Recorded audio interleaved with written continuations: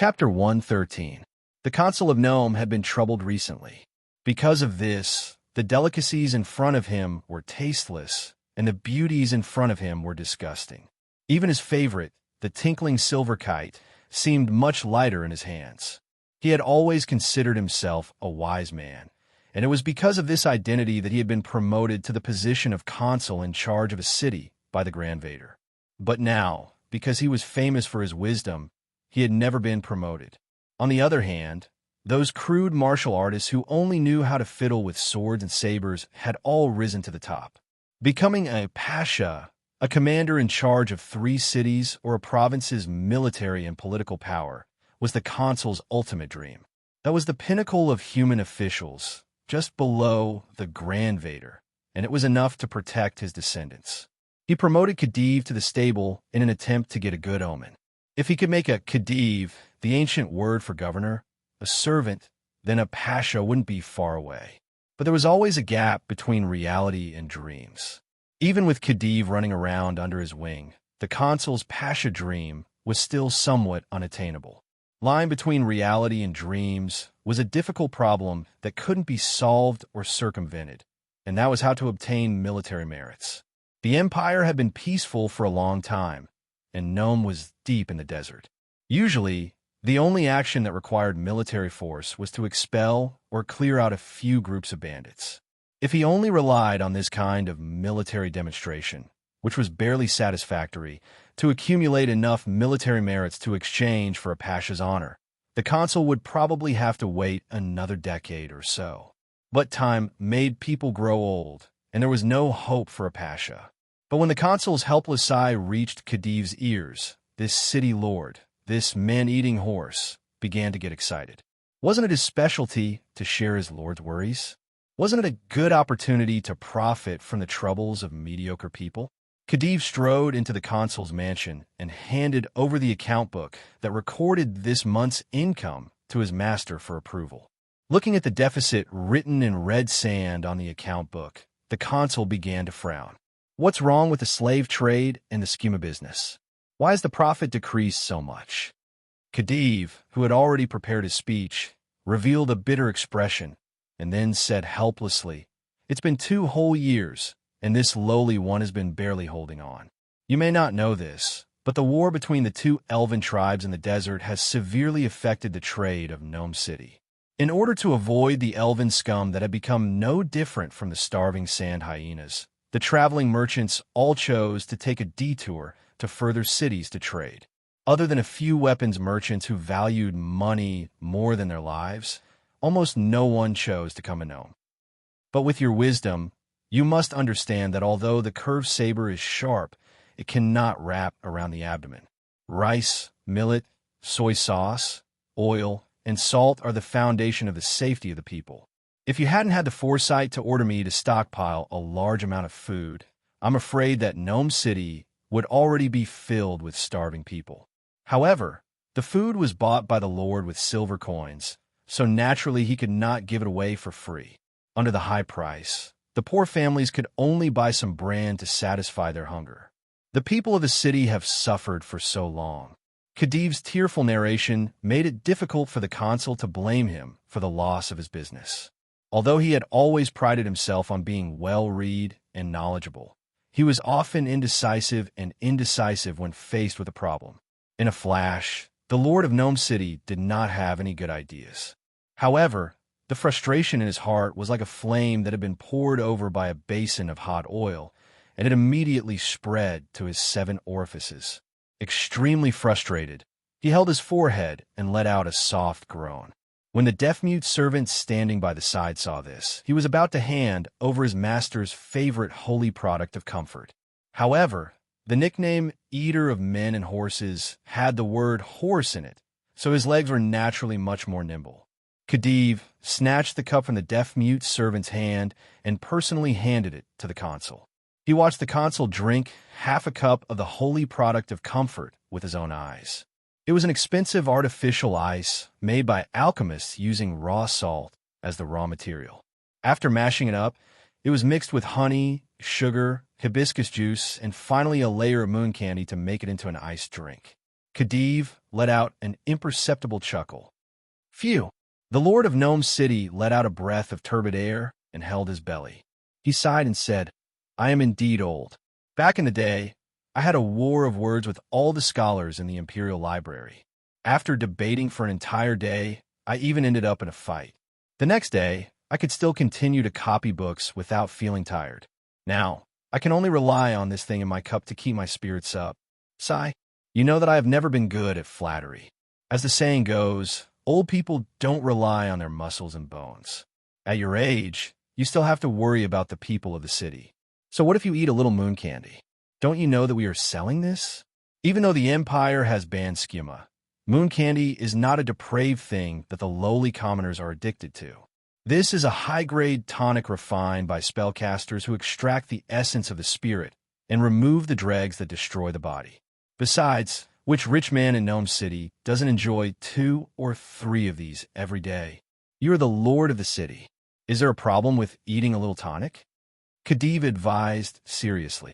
Black and white were reversed, and it all depended on one's mouth.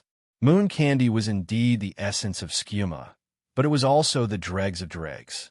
However, the soul-binding crystal had already taught him that when there is a good master, there will be a good master. Khedive was naturally happy to see this happen.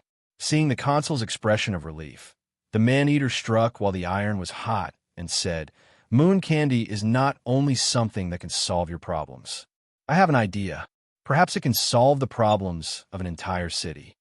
You're saying that this thing can stop soldiers? Are you saying that if we give the chiefs of the 2 elven tribes some moon candy, they will go home and eat it? The consul's mood calmed down a little, and he joked with his loyal servant. Exactly. But instead of giving it away, we will let them come and steal it, Khedive said in a clear voice. As it turned out, he had already planned it all out. If the consul of Gnome City wanted to become a pasha, he would have to earn enough merit points. Currently, the fastest way to do so was to use these 2 warring tribes as a stepping stone for his advancement. However, the elven tribes came and went like the wind. Even though Gnome City's standing army had superior weapons and equipment, after being trapped in the desert, they only had the strength of a single city as backup. In a familiar tug-of-war, they might not be a match for the elven cavalry. However, if the desert elves, who were exhausted from the war, were to receive news of a large amount of expensive goods, it was entirely possible that the 2 tribes would lead their elite armies to rob them. This would give the army of Gnome City the opportunity to set up a trap and wait for the exhausted desert elves to surround and annihilate the elite army of the desert elves in one fell swoop. Of course, this was not completely safe. Against just one of the tribes of Samhain or Salem, Gnome's standing army could be said to have an absolute advantage. However, once the situation changed, if the 2 elven tribes, who were originally at war with each other, arrived at the same time and discovered that they had fallen into the human's trap, and if they joined forces to attack Gnome's army, the probability of victory was still unknown. In response to the consul's concerns, Khedive replied, Gnome City's bitter elves have been around for a long time. Entrenched in the tower, the mages who have formed their own country always have all sorts of reasons to shirk orders to fight. But as the saying goes, raise a mage for 1,000 days, use a mage for a moment. If we don't order them to join the battle now, when will we wait? Chapter 114. The Ash World is located at the edge of the multiverse. Only Megalosaurus have enough talent to cross the endless galaxy and communicate with the source of mystery to cast spells. At the same time, due to the conspiracy of the great Mechanica Masca, the curse of the gods has shrouded this place since tens of thousands of years ago. No god is willing to use their divine power as a bridge to communicate with the source of mystery to benefit this god's abomination land. But you can't underestimate the adaptability of humans. After more than 100 generations of continuous exploration, the humans of this world, maybe some bloodline warlocks at first, actually independently discovered a new way of casting spells. This spellcasting method is very similar to the secret technique taught by the shaman kings in the famous desert world called a das, which is also covered by the desert. Sorota's Historical Research Notes, Volume Dragonskin Cover Edition, The supernatural, mysterious power of the Adas world was originally psionic, and the creatures living in that world more or less had some talent for psionic abilities. The magic power of Adas was first discovered by the primordial warlock, Rajat. He was an anomaly among the parent people and the teacher of the witch kings. Through the research of magic power, he invented a new technique of extracting energy from life to cast spells. He divided magic into two opposing sides: life preservation magic and corruption magic. The former needed to extract life energy from one's own body to cast the spell, and the price was that the caster would quickly age and even die. The latter, on the other hand, extracted the life energy of other creatures to cast the spell. Not only would it not harm the body, but the life energy from other creatures could also give the caster a near-eternal life. However, corruption magic not only affected the mind of the caster, but also caused serious damage to the ecosystem of the entire world. In fact, it was the primordial warlock who deliberately let the best human apprentices under his command, Rajat's 15 warriors, launch a purification war against all non-human intelligent creatures.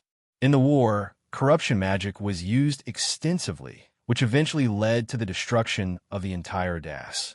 Until now, it was still a barren desert. Although it was unknown whether the Ash World's warlocks had used the corruption magic of Adas to develop the casting method, they must have heard of the name Catastrophe Setting Sunday. Every mage in the Ashen World would repeatedly test the apprentice's temperament before imparting knowledge, and the apprentices who completed the test and were accepted into the school were required to swear by their true names. They had to swear an oath to never misuse magic and never pass on the knowledge of casting spells to others without being tested. This strict master-disciple relationship caused most of the mages in the Ashes world to be passed down from father to son. Research on spell casting had always been limited to the mage's own small circle.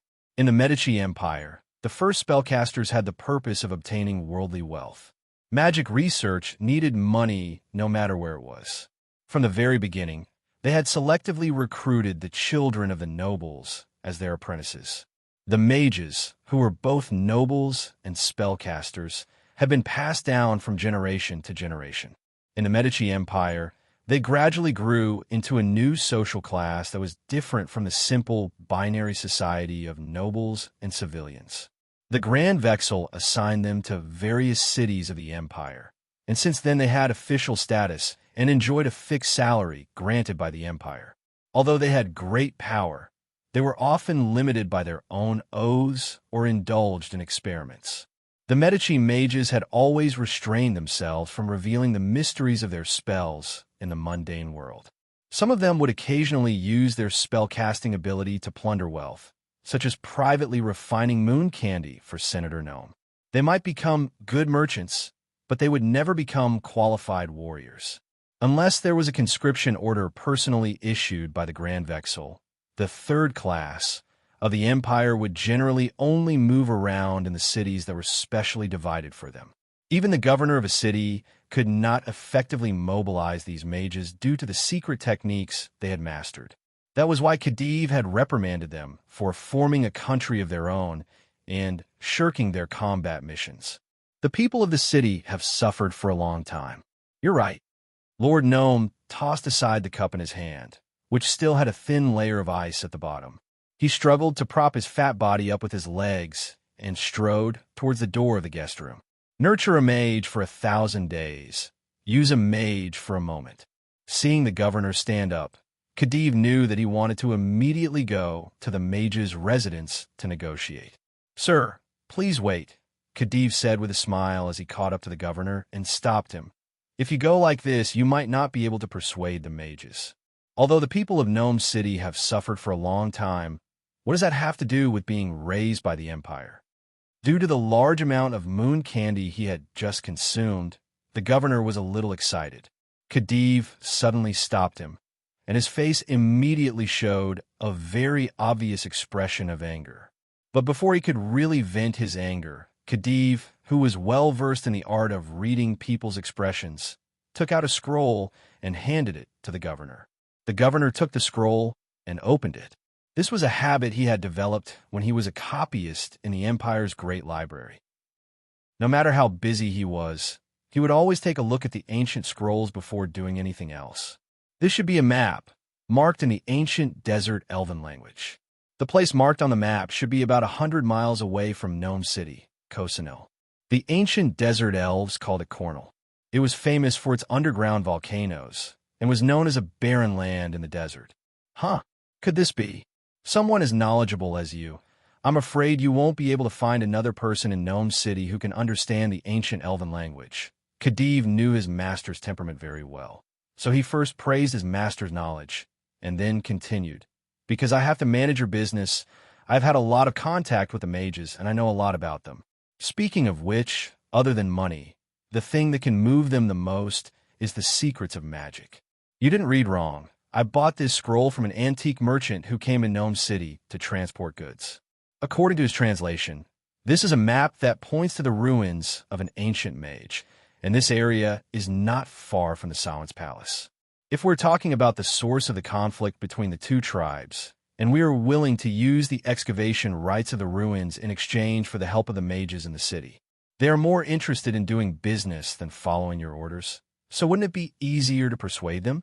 After hearing this, the governor thought for a moment, then stroked his goatee and said, "Since there is a possibility of treasure, why share it with the mages? My lord, 2 birds in the bush are better than 1 in the hand." Chapter 115. Don't forget, Conier's miasma confuses people. Don't forget, Conier's flame blinds people. Don't forget, Conier's roar can shatter your heart. Desert Elves proverb using the silver blade to cut off the virtual line connected to the soul-binding crystal.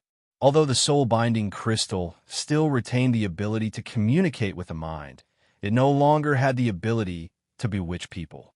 Like a server without a firewall, the soul-binding crystal was unable to resist Keys's invasion of the soul-binding crystal. In just a moment, the information recorded inside the crystal was read by the young blue dragon. Similar to the results of his previous speculation, the soul-binding crystal that could subtly distort the minds of others, as well as the map scroll that recorded the location of the soul-binding sorcerer's laboratory, were all left behind by the soul-binding sorcerer in order to successfully reincarnate. The purpose was to attract more people to explore the ruins of the soul-binding tower, and then harvest the power of the souls of these people through other methods left behind. Thus, the soul-binding sorcerer's beast body, beast heart, and beast nature combined into one, allowing him to reincarnate as a beast life. However, probably due to the disconnection in advance, even if Quest did not hesitate to destroy the soul-binding crystal as a hard drive, he still could not find any clues related to the bestiality. In desperation, the young blue dragon could only gather his team members to disclose the information he had obtained, and then discuss whether to continue the exploration of the soul-binding sorcerer's laboratory. Due to Snade's healing spell and the ogre which doctors high-quality potions, Desert Elf Brock, who had been stabbed in the chest by Hacknan, recovered in a short time. After listening to Keys's narration, he looked at the bonfire without saying a word. No one knew what he was thinking. The next morning, the former most powerful man in Salem extinguished the fire with sand. He then got up and prayed to the rising sun. After that, he personally cut open Hakanan's body and took out the heart of the beast that had fused with it. He left the Salem elf's magic creation to Quest to repay everyone's kindness in saving his life. After bidding farewell to everyone, Brock carried Hacknan's body, which was wrapped in a piece of skin from the Blaze Shadow beast, and left first. He wanted to send Hacknan back to Salem to be cremated. After some discussion, the rest of the people felt that there was nothing more to be said since the matter had already reached this point. The so-called possible trap was just a plot by a soul-binding sorcerer who was not completely dead. There was even a lich in the team. What was there to be afraid of? The Ogre Brew, who was always full of ideas, proposed the idea of digging graves and looting treasures, and it was approved by everyone. Even Paladin Jensen did not stop the idea of the soul-binding crystal. Grave robbing the soul-binding sorcerer's tomb. There's the dragon's body's body, TTS body. Thus, After extracting the dragon's heart and brain, Karth came forward to inform the Sazan elf chieftain, ordering him to send people to temporarily guard the dragon's corpse and wait for them to return to deal with it. The elderly Samhain chieftain knew of Keys' identity last night. Naturally, he did not dare disobey the Megalosaurus orders. He repeatedly promised that he would personally guard the dragon's body with his warriors. According to the information provided by the soul-binding crystal, they set off from the Samhain chieftain's oasis and traveled 800 kilometers to the west. After crossing a mountain that was rarely seen in the desert, a vast volcanic area appeared in front of Quith's team. The desert elves called this place Cornel, which meant the land of poisonous miasma. There were many underground volcanoes here. The mountain they had crossed before was the result of an ancient volcano eruption and magma accumulation. Although most of these volcanoes were no longer active, the strong smell of sulfur wafting from the ground and permeating the air made them feel as if they were back in Avernus, the first layer of Bodor. After searching for half a day, Keys took out the soul-binding crystal, which had become murky due to the destructive analysis, and projected the map stored inside. After carefully comparing the terrain features drawn on the map, he pointed at the isthmus not far away and confirmed the soul-binding sorcerer named Shurik and his research lab. The North Tower should be buried deep in the crevice of this isthmus. Shurik and the North Tower were the names of the soul-binding sorcerer and his research lab stored in the soul-binding crystal. This reminded Keys of the story of the two little mice he once read. "They really are like old rats," the young blue dragon said as he stood at the edge of the isthmus and looked down. The sorcerers in the multiverse were all homebodies. Generally speaking, they did have the preference of building a tower with dual attributes of living and office as their base. However, when most sorcerers with a normal mind and aesthetic sense built their tower, as long as the conditions allowed, they would choose to build it taller and grander. While Shurik's tower in the isthmus was not unique, it could be said that he had a unique taste. For spellcasters, having a unique taste often meant having a twisted mind. According to the map, the entrance of the North Tower should be about 1,000 feet below the surface of the isthmus. For ordinary people, climbing such a long distance along the smooth cliff was indeed a big challenge. Fortunately, there were many members in Keys' team who could cast spells. A group featherfall spell was naturally a piece of cake. The only problem was that in the process of descending, there were many places in the isthmus that were too narrow. The three ogre brothers had to use a shrinking spell to pass through. As they went deeper, the poisonous miasma with the smell of sulfur in the air became more and more intense. Keys and Snade were fine, but Johnson and the three ogre brothers had to use the pig nose gas mask that they had been given in the acid fog canyon bit wall to continue their journey. When they descended to the predetermined position, a protruding black rock protruded from one side of the isthmus. A man-made cave with traces of construction appeared at the junction between the black rock and the isthmus. Keys took the lead and walked into the cave. He inserted the soul-binding crystal into an inconspicuous rock depression. This was the correct way to open the entrance of the North Tower, as revealed by the soul-binding crystal under the interrogation of the psychic power. Unlike most tomb raiding novels, after opening the door, no traps such as arrows or quicksand were triggered. The group pushed open the heavy stone door carved out of granite. After entering, they found that the situation inside was very different from what they had imagined. First of all, the tunnel was much more spacious than they had imagined. The height was also astonishing. At least, after the Ogre brothers removed the shrinking spell, the unusually tall Ogre Neru was able to stand up straight. According to the standard of this tunnel, Keys estimated that a young blue dragon could walk through it leisurely. Of course, if a larger Megalosaurus wanted to pass through this tunnel, it would not be so easy. According to the information in the soul-binding crystal, the brown dragon with the corresponding body, mind, nature, and fate was already an adult when it escaped from here. This means that it did not escape from the research lab of the soul-binding sorcerer through the main path. Otherwise, the walls of this tunnel would have shown signs of widening. Keys thought to himself, Chapter 116. Walking through the passageway to the interior of the North Tower, although everyone was skilled and bold, they were still a bit more careful. However, it seemed that the information Keys had extracted from the soul-binding crystal was indeed very complete. All the traps set by the soul-binding sorcerer named Shurik were recorded in the crystal. Often, they only needed to follow the picture and place the soul-binding crystal as a key into some inconspicuous groove in the corner. Then, the mechanism will be closed again. Something didn't seem right. Keys, who was in the middle of the team, suddenly remembered something. He remembered that when Brock came to ransom the captured chief's son, Hagel Alto, this was how he described Hagel Alto's encounter here. The exploration team only advanced a short distance before they were almost completely annihilated. They only encountered some low-level chimeras.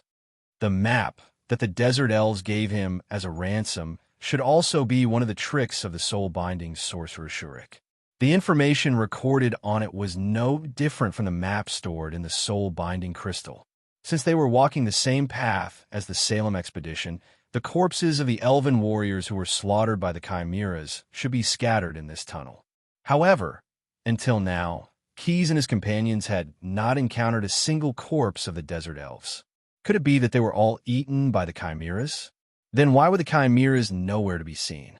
Moreover, yesterday, when Paru and Snade dissected the blazing shadow beast, they found that their digestive organs were very similar to a biological internal combustion engine. Although these chimeras would bite flesh during battle, they could only rely on black oil to replenish their energy. The blazing shadow beast was actually modified by the Salem elves based on the chimeras they encountered here. It was very likely that the chimeras here also had digestive organs similar to a biological internal combustion engine. In other words, they did not eat meat. The corpses of the Salem expedition members were likely to have disappeared for some other reason. After figuring this out, Keys could not help but be vigilant. Ever since he entered the North Tower of the soul-binding sorcerer Shurik under the effect of his psychic ability, he always felt that he was being spied on, but he could not clearly perceive where this spying came from. After telling his doubts and the premonition of being spied on, everyone stopped. Keys knew that at this time, if he wanted to continue exploring the ruins, he had to make plans in advance. He could not completely trust the information he obtained from the soul-binding crystal. Since Shurik had arranged so many backup plans for his reincarnation before his death, there was no reason why he wouldn't set up some countermeasures in the soul-binding crystal to deal with people like the young blue dragon who violently cracked the soul-binding crystal to obtain information. Therefore, they couldn't follow the steps recorded on the soul-binding crystal and go through the obstacles of the trap step by step to receive the soul-binding sorcerer's legacy. When Quest decided to give up on the technical looting of Golden-Haired Mound and was about to directly carry out the violent, moving the mountain and removing the collar, the Demolik, who had rich experience in searching for dragon points, stopped his employer. "Mr. Keys, please calm down." Snade controlled the mechanical prosthesis to make a gesture of waving his hand. Then he used a spell to summon a Thorstone monster from the elemental plane of Earth. "We need to take the initiative to obtain some information before we make any plans." Thorstone monsters were native creatures of the elemental plane of Earth that could speak the language of the Earth people. Their appearance was very recognizable. They looked very heavy, with a strong mouth full of fangs on the top of their heads, 3 thick short legs, 3 sharp claws on each arm, and 3 big stone eyes that could see in all directions. They were born to be like fish in water, swimming between stones and soil. When they passed through layers of soil or rock, they would not leave any traces behind. They used this ability to dig precious metals and gems for food in the elemental plane. There were also spellcasters who invented a spell called Thorstone Walking based on the ability of these monsters. When there are gems in your pocket, a hungry Thorstone monster is a useful Thorstone monster. After the steampunk Demolik said this to everyone, he changed to communicate with the summoned Thorstone monster in the language of the Earth people, full of sticky syllables. 2 blue crystal clusters as an advance payment. Search and record the structure of this cave, and find out if there are any traps. When you come back and report to me, I'll give you 3 blue crystal clusters as the final payment. There were all kinds of gems and precious metals in the earth of the elemental plane of Earth, but some gems, such as crystals, which were not particularly expensive in the elemental plane, were rarely seen. 2 blue crystal clusters were handed to the Thorstone monster. It caught them with a clawed hand and threw them into the huge mouth on the top of its head. After chewing for a while, the Thorstone monster made a moo-moo sound like a calf, indicating that it was satisfied with the food and was expressing its gratitude to the generous summoner. The gluttonous Keys stone monster was instantly captivated by Snade's snacks. It said that after accepting the mission, it would immediately escape into the rocks on the wall of the tunnel. These guys could swim freely in the earth and rocks and would not get lost. As long as Keys and his team stayed where they were, it could quickly find them after completing the mission. Waiting was a long time for any creature. Keys and his team could only chat to kill time. Blue the ogre leaned against the wall, took out some snacks, and asked, why did the desert elf named Brock insist on cremating that bad boy's body? Did he want to bury it in the sand or merge it with the dead like us?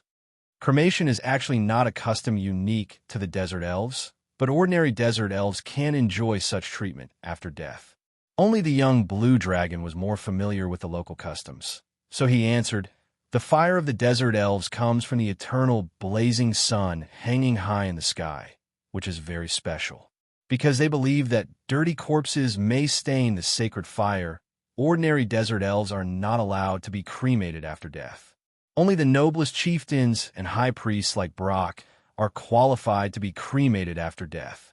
The steampunk Demolik was once a member of the elven race, but he was just a drow living in Morseblight in the Underdark. After listening to Keys's description of the desert elves' custom of worshipping the sun and respecting the fire, he could not understand. Oh my God, there are elves who envy the tyranny of the sun. Before I became a lich myself, his words came to an abrupt halt. When he mentioned the word lich, he suddenly thought of a possibility. The reincarnation of a lich will have a phylactery. Although Shurek the soul-binding sorcerer did not use his own reincarnation technique, is it possible that a similar magical item exists in the North Tower? This question attracted everyone's attention. Keys took out the soul-binding crystal and rubbed it a few times. Suddenly, he had some guesses about the unknown existence that he had cut off with his own hands. Chapter 117. Keys's team patiently waited for news from Thorstone. Brock had already arrived near the Salem tribe's encampment with Huck, Nan's body. When the stubborn desert elf left the oasis of Samhain's Court, he only took a moa with him. In order to speed up his journey, he tied Huck, Nan's body firmly to the back of the mount while he ran on his own 2 feet. Thanks to the ogre shaman Paulu's gift of the Hua Xiong morality potion and his strong body, Brock led the moa that was tired and unwilling to move forward. He ran for more than 100 miles through the day and night and finally arrived at the encampment of the Salem tribe before the sun rose. Similar to the Samhain's Court, this place was also an oasis in the desert. There should have been many patrols scattered around it. However, until Brock was less than a few miles away from the encampment, no patrols came to expel or interrogate him. This was very unusual. Brock had a vague guess in his heart. Although if this guess was true, it would reduce a lot of resistance on this trip, he did not want his words to come true. When a Salem elf, who had long been declared a traitor, re-entered the oasis that he had not seen for months, he was not surrounded by tribal warriors as he expected. He did not even see a few warriors with scimitars. The elven children, who used to play endlessly, were also ordered by their elders to stay quietly in their own tents. Brock only saw a few pairs of small eyes peeking out from the gap of the felt curtain, but in an instant there was a light scolding, and the curious children were pulled away from the tent door by their mothers. Leading the moa that carried the fake Chief Salem, the traitorous disciple, and the son of Anda, Blatch passed through the large bazaar that used to be bustling with merchants but was exceptionally deserted today and arrived at his original residence. What surprised him was that his tent was not ordered to be dismantled by Huck Keenan. Perhaps that boy did not have the time to do so. The desert elf comforted himself.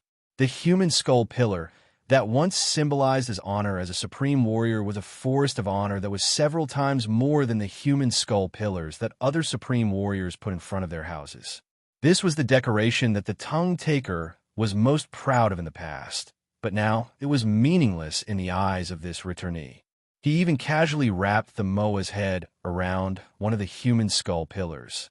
"I'm sorry, I've already forgotten whose brother it is. I'll have to trouble you to look after this stupid bird for a while." He lifted the curtain of the tent and walked in. The machete, the leather armor, and the sound crystal were still neatly stacked in the storage box in his tent. It seemed that the thieves and the naughty children in the tribe still remembered his infamous name of the tongue taker. He let out a sigh, and the exhaustion of running hundreds of miles in the desert with only his 2 feet rushed into his heart.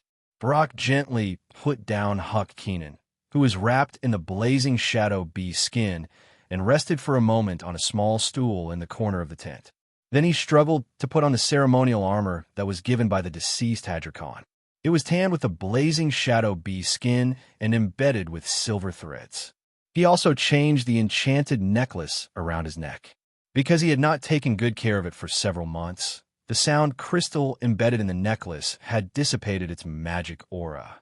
Fortunately, there was a ready-made spare sound crystal in his tent. Brock picked up the tools and skillfully replaced it. The last 2 machetes he picked up were the 2 machetes, which were also given by Hadra Khan. They were forged with stainless steel and decorated with cat's eye stones. The 2 machetes he took with him were completely damaged in the battle the night before. For the next operation, Brock had to return this pair of excellent weapons, but he did not want to use them if he had a choice in the future. After making these preparations, the desert elf, who had been as frightened as a stray dog for several months, became the Salem's sound master and the tribe's supreme warrior once again. He picked up Huck Keenan, who was placed on the ground, lifted the curtain of the tent, and strode out. The deserted scene in the Salem encampment undoubtedly revealed to Brock that the other nobles of the tribe had gathered all the warriors and were holding a king selection assembly. The fact was that the news of Huck Keenan's death had spread throughout the tribe, along with the retreat of the army. All the princes of Salem were the first to hear the news. Under the shock of the public, revenge for the chief and other matters were put aside. The first thing to solve was to elect a new chief. Huck Keenan was defeated and killed, and the male bloodline of Hadra Alto was completely cut off. According to the ancestors, all the noble warriors of the Salem tribe were qualified to become the new chief. They just had to pass the supreme warrior's test of martial arts and let the other nobles publicly vote on whether they were virtuous or not. The process of electing a new chief was called the King Selection Assembly. This King Selection Assembly had been going on for more than half a day.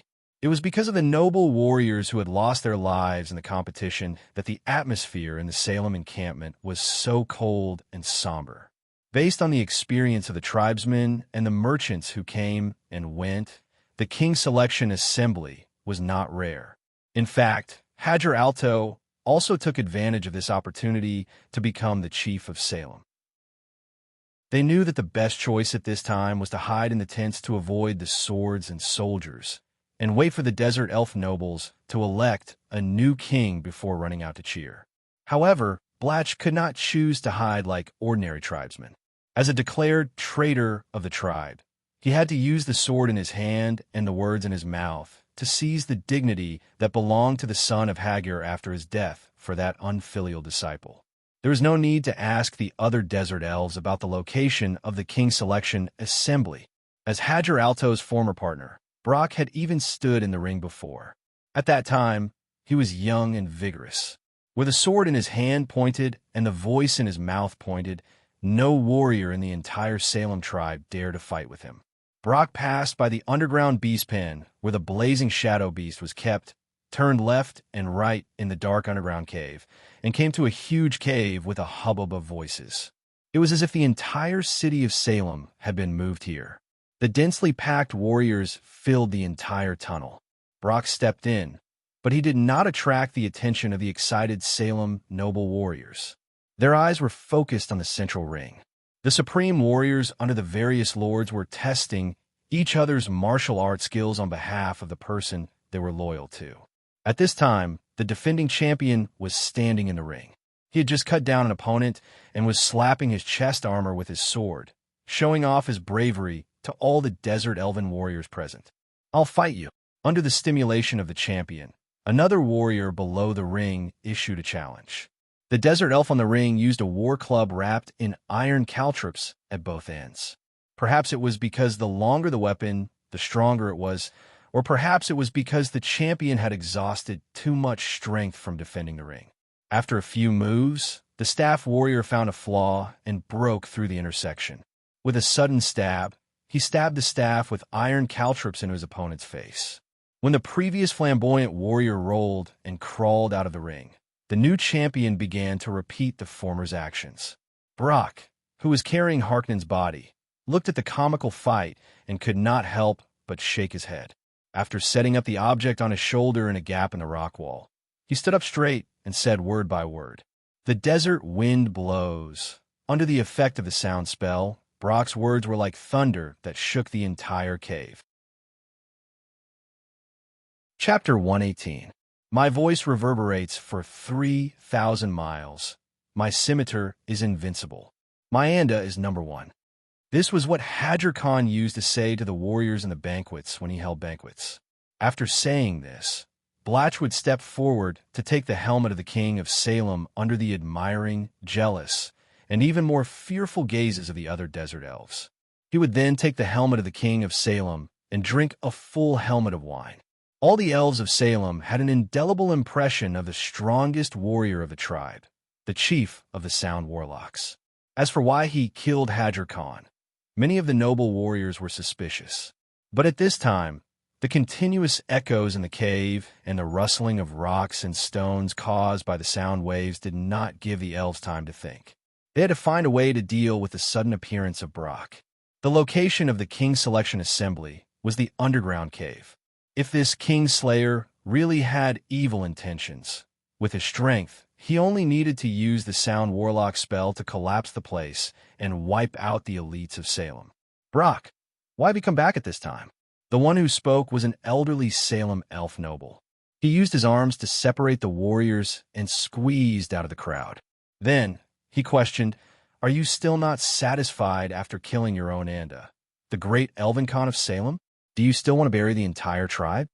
Blatch knew this person. This old desert elf was one of Chinda's uncles.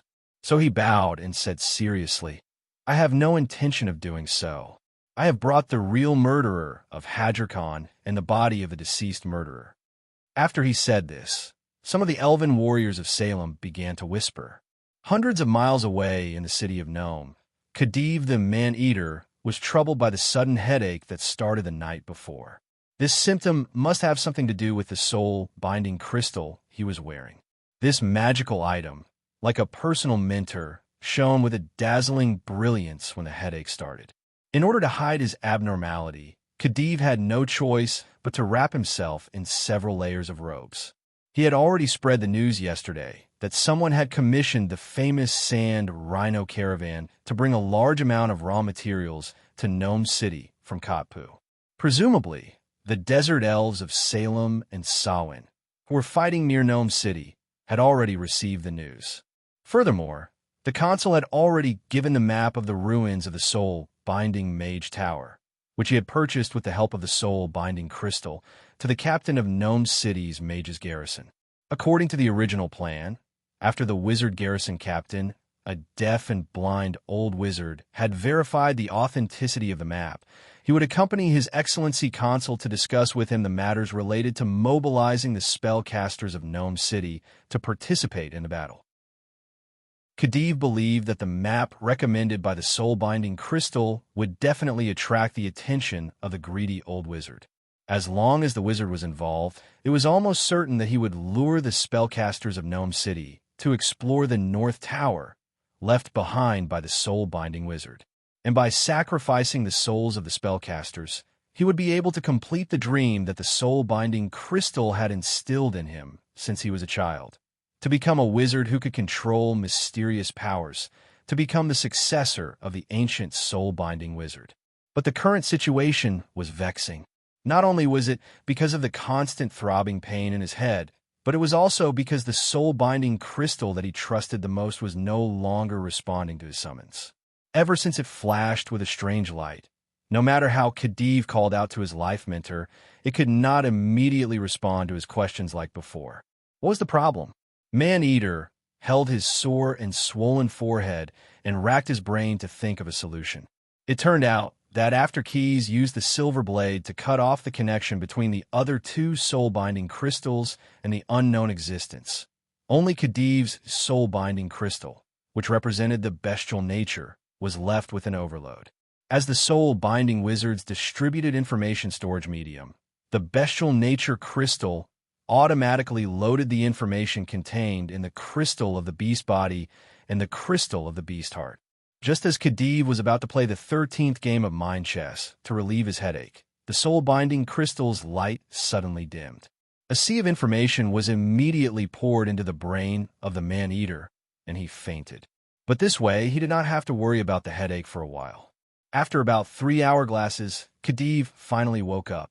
His eyes flashed with a blood-red light of the bestial nature crystal, and the heart of a beast surged in his heart. The muscles all over his body bulged, causing his robe to expand.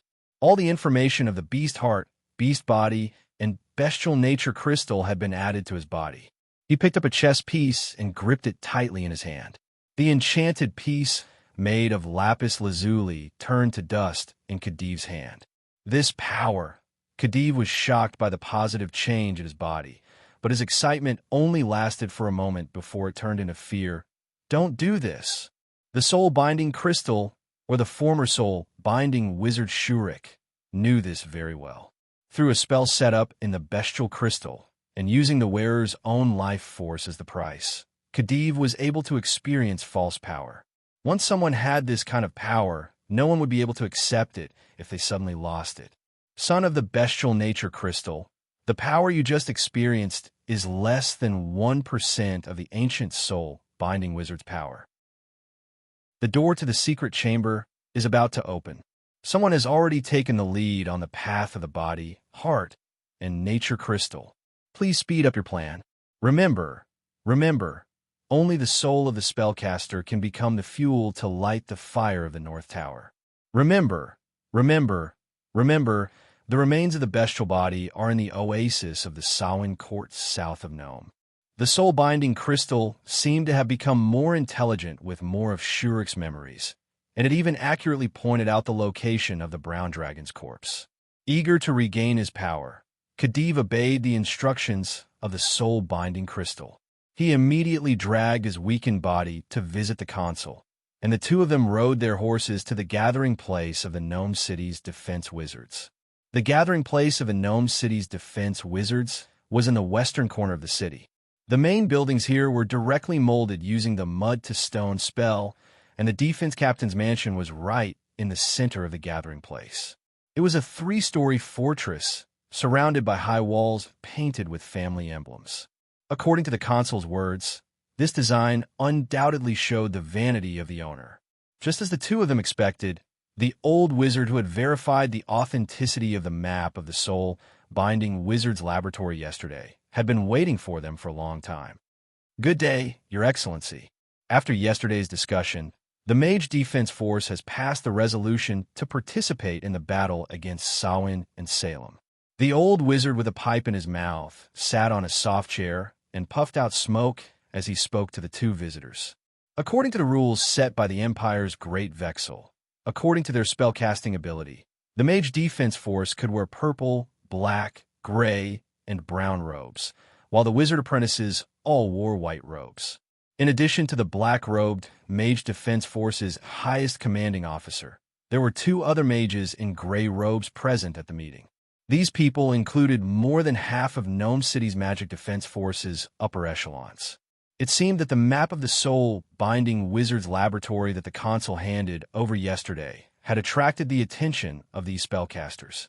Ignoring the old wizard's unceremonious words, the consul, who was in a good mood, said loudly, "Thank you for your support, everyone. I believe that with the help of your miraculous spellcasting, our army will definitely be able to wipe out the desert elves that have been harassing Gnome City for the past 2 years." Of course, but this is not the final reason for this matter. The map you sent over yesterday is the key. As a mage ruin left behind in Medica's territory, it naturally belongs to the Great Pharaoh. The Mage Defense Force, which follows the will of the Great Vexel, has the responsibility to supervise and protect the Pharaoh's wealth within their jurisdiction. We can't hope that the despicable desert bandits will suddenly become noble and take the initiative to hand over the treasures they have obtained. Therefore, we chose to take the initiative to attack, to protect the interests of the Empire. Before the consul could finish his words, a young mage in a gray robe interrupted. The gray-robed mage's rude actions made the consul unhappy, but they were in someone else's territory, so he could not flare up at the moment. Seeing the consul in an awkward position, Khedive, who was standing at the side, quickly stepped in to help his master out of the embarrassing situation. "You are all right, gentlemen. As the saying goes, good steel should be used where the blade needs to be. It is indeed important to resolve the issue of the mage ruin that will not incite the two desert elves to fight over it. However, as the saying goes, sharpening the axe will not delay the cutting of wood. If we can resolve the two desert elven tribes first, then wouldn't we be able to reserve more manpower to help you gentlemen excavate the mage ruin? If numbers are useful, then the goblins." The gray-robed mage who had interrupted the consul was about to retort at Khedive when his teacher, the only black-robed mage present, waved his hand to stop him. Due to the problems with Skuma's business, the old mage and Khedive had some contact with the knights before. He looked at Khedive, who was known by the citizens of Gnome City as the Shadow Consul, Lord of the City and Eater of Men and Horses, and said meaningfully, "Young people always act on impulse, and often lack the ability to think before they speak. But this is similar to the desert elves, except that the elven barbarians have not learned to be cautious despite their age. How can the mage ruin marked on the soul binding sorcerer's map be something ordinary people can touch? As a person, especially if you want to be a living person, you must know where your boundaries are. A spellcaster like him in the Ashen World needed to absorb the life force of the slaves he bought almost every day to maintain his spellcasting needs. The old mage who had been immersed in this field for many years naturally had a special sense for the life force of others, and Khedive, who had consumed part of his life force under the influence of the soul-binding crystal, could clearly feel the abnormality in his body. But this also made the old mage even more convinced of the authenticity of the soul-binding sorcerer's map. Based on his experience, when Khedive obtained the map, he should have also obtained some other magic items. Perhaps it was because of those items that his life force was consumed. Chapter 119. Even though Brock's body was abnormally strong, his arms were beginning to ache. His silent but vocal negotiation skills in the crypt forced the nobles of Salem to temporarily give in. They agreed to temporarily suspend the King's Selection Assembly and hold a cremation ceremony that was befitting of the chieftain's status. However, Brock, who had single-handedly facilitated all this, still bore the infamy of being a traitor because of Huck's death. Although many tribal supreme warriors believed his confession, he was still sentenced to be hanged by the elders.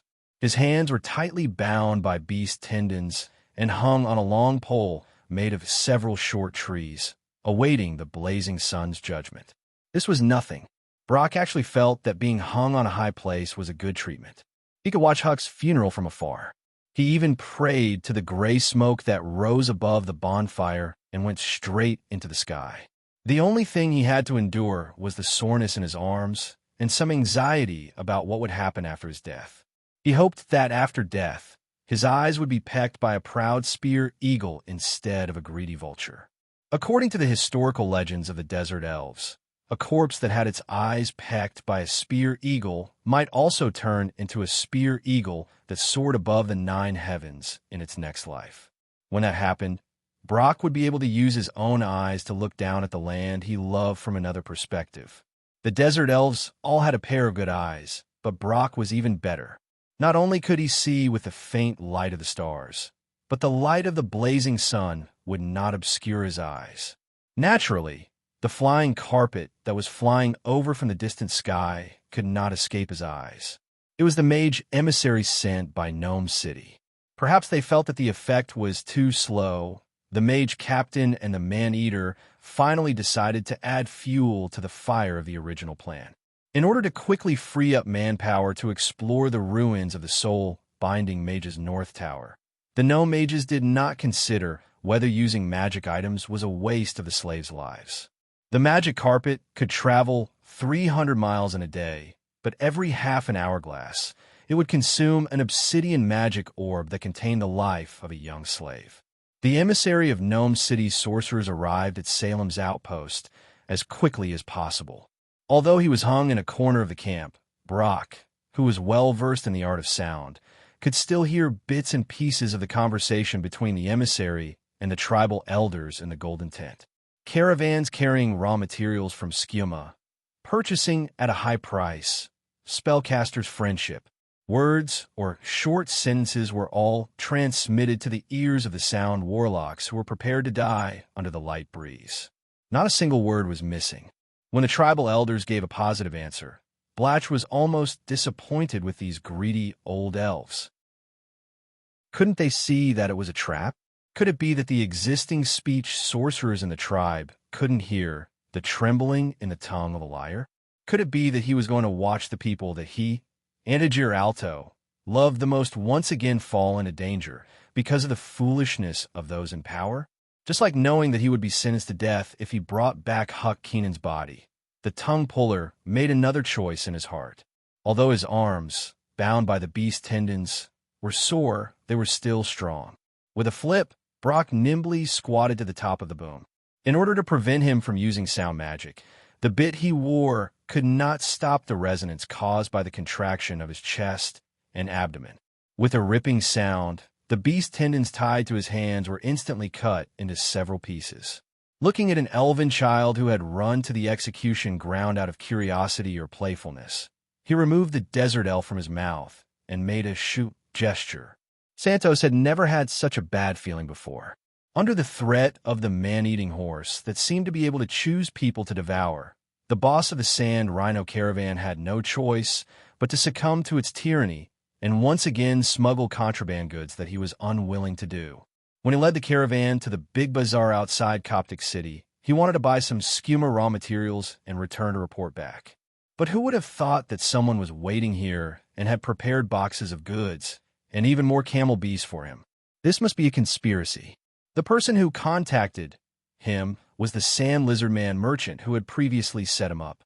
Not only did this guy say that the goods had already been paid for and that he did not need to pay a single silver coin, but he also selflessly provided more than 3 times the number of Sand Lizard Men in his caravan as the drivers to manage the camel beasts. Santos really wanted to reject the good intentions of the Sand Lizardmen merchant.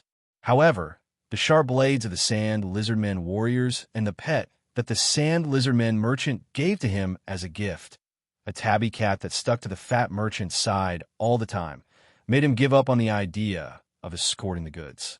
He could only hide it in his heart. He hated the tabby cat, but he did not dare to say anything. As early as the first day of the return journey, the captain of the caravan's guards, an experienced free warrior hired by Santos, suggested to him that even if the employer had to give up the goods and bear the compensation, it would be best for him to take some of his trusted subordinates and escape under the cover of the night.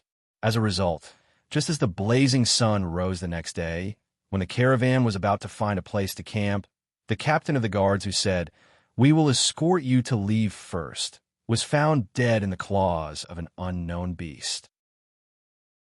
When Santos, who was filled with grief and indignation, saw the tabby cat licking the blood from its claws in his tent, the little beast's sharp eyes were like a bucket of cold water splashing on his head.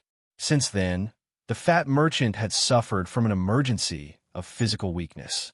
During the next few nights of the journey, he could only hide in the pavilion on the back of the Sand Rhino, wrapped in a blanket, and shivered.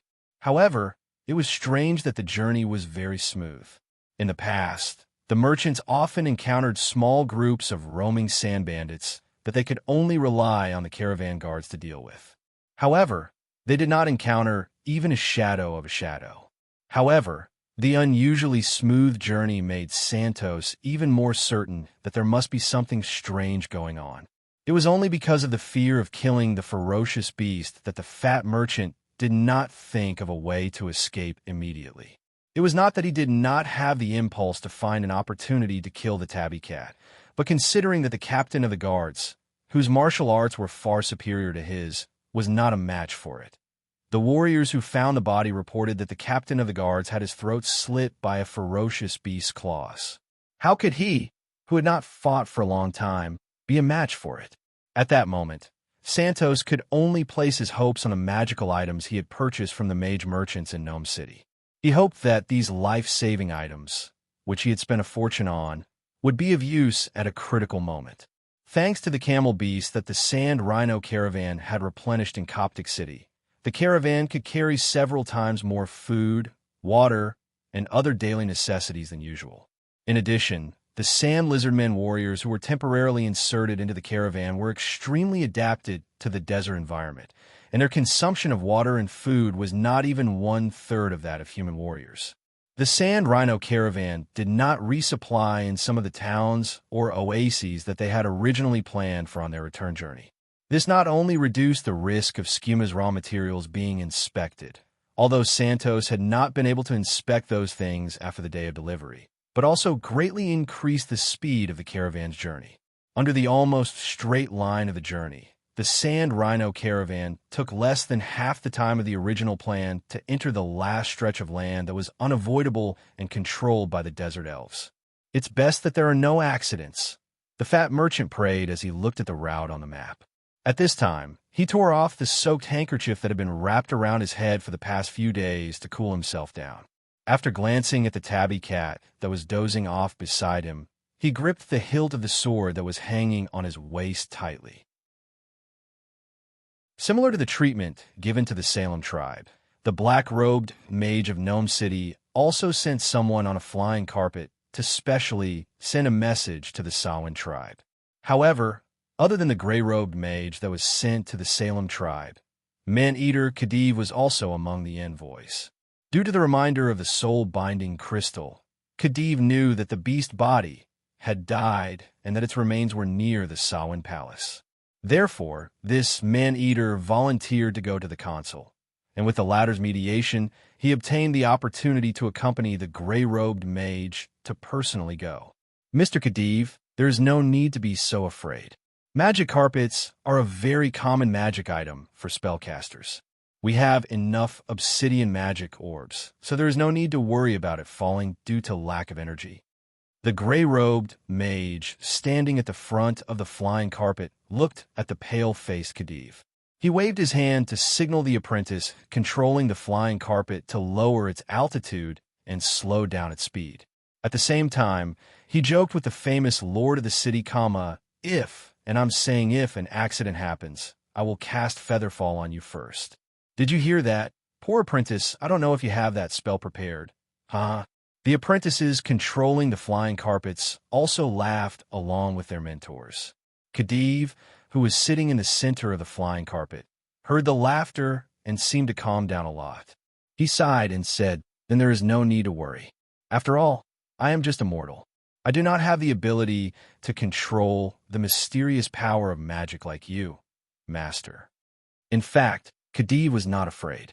His pale face was just an external sign of his life force being depleted.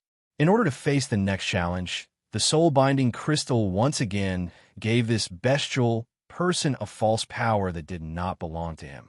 But this time, it took a little longer, and his life force was depleted, which was why his face was pale. After the flying carpet landed, Khedive said that he was not feeling well and needed to go to the bathroom.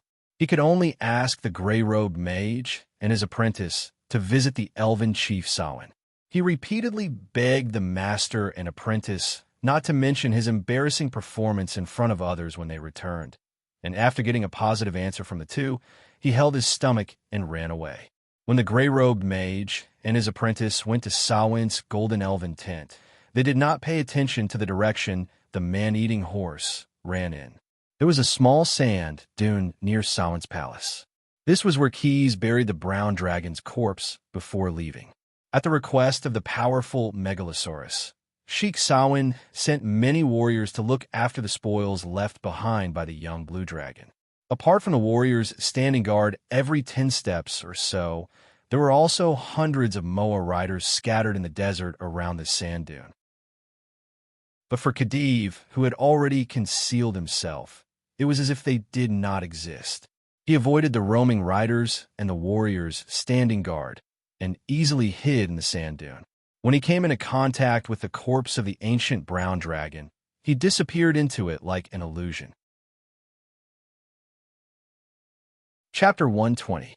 After waiting for about an hourglass in the corridor of the North Tower, Thor's stone monster, who had gone to explore the way, finally returned. This three-armed, three-legged, and three-eyed native creature of the Earth elemental plane was very excited.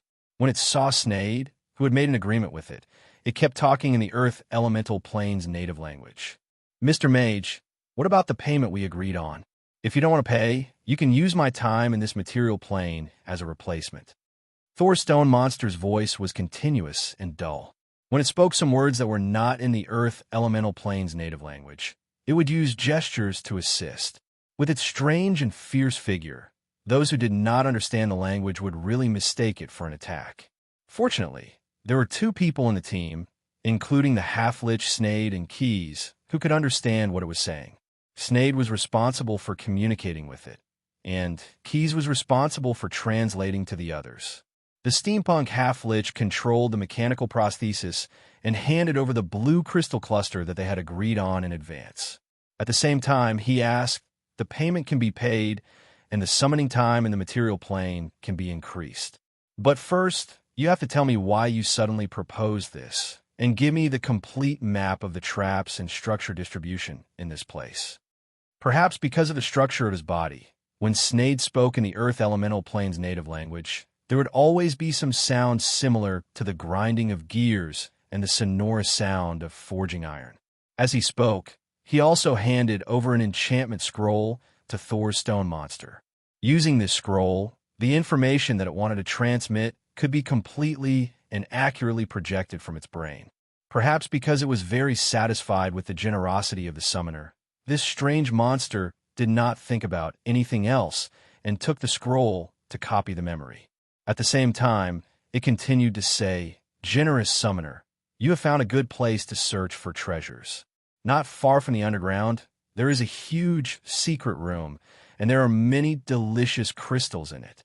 Saul's stone golem described what he had seen and heard while displaying the copied memory scroll to everyone. It was a room with many cylindrical crystal walls, and all kinds of synthetic beasts were sleeping in it. But for this monster that responded to the summons, the cylindrical crystal walls were its favorite. Although there may be some dangerous creatures trapped in the crystal walls, I think it shouldn't be too much of a problem to just dig out a few small pieces of each wall to eat. It's just that the hardness of that thing is comparable to diamond. I spent half a day and only managed to dig out 2 or 3 small pieces. Moreover, I reckon that even if I brought it back to my hometown, the little brats wouldn't be able to bite it with their teeth. Thor's stone golem seemed to have been stimulated. Its rumbling voice sounded like falling rocks, but it didn't forget its duty. Apart from the delicacies that he had been longing for, the locations of almost all the traps in the North Tower had been carefully marked out, and he was very enthusiastic in explaining them to the summoners from the material plane. This tunnel is actually just a spiral downward branch. Although the end also leads to the secret room full of delicacies, there seems to be a lot of trouble in the middle. Thor's stone golem pointed at the wall of the tunnel where everyone stopped and said, "We can go this way. If any of you can help me dig, we can quickly open a path to a steam manhole. From that manhole, we can directly fall into the secret room below." While it explained, the Demolic discreetly cast lie detection on it. The result showed that this summoned creature was not affected by charm or other interference, which meant that what it said was true. After communicating with Keys and the others, Sneyd, as the summoner, first fulfilled his promise and extended the time of summoning Thor's stone golem. Then, he used stone to mud at the location pointed out by Thor's stone golem. The originally hard granite wall turned into a pool of soft mud. Keyes used his force field ability to clean up the mud, and a self-opened shortcut appeared in front of everyone. However, because Thor's stone golem lived in the high-pressure and high-temperature Earth elemental plane all year round, it neglected the possibility that this shortcut might be dangerous to the creatures from the material plane. As the rock turned into mud and was cleaned up, a scorching stream of steam gushed out. Fortunately, the team members present were all thick-skinned, so this accident did not cause any harm to them. This is not a manhole.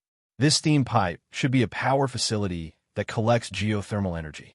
Keyes, who had fused with the Golden Dragon's heart, was naturally not afraid of the high temperature. He walked at the front of the team and stroked the vertical tunnel wall that Thor's stone golem called the manhole. It felt very similar to some kind of cement material.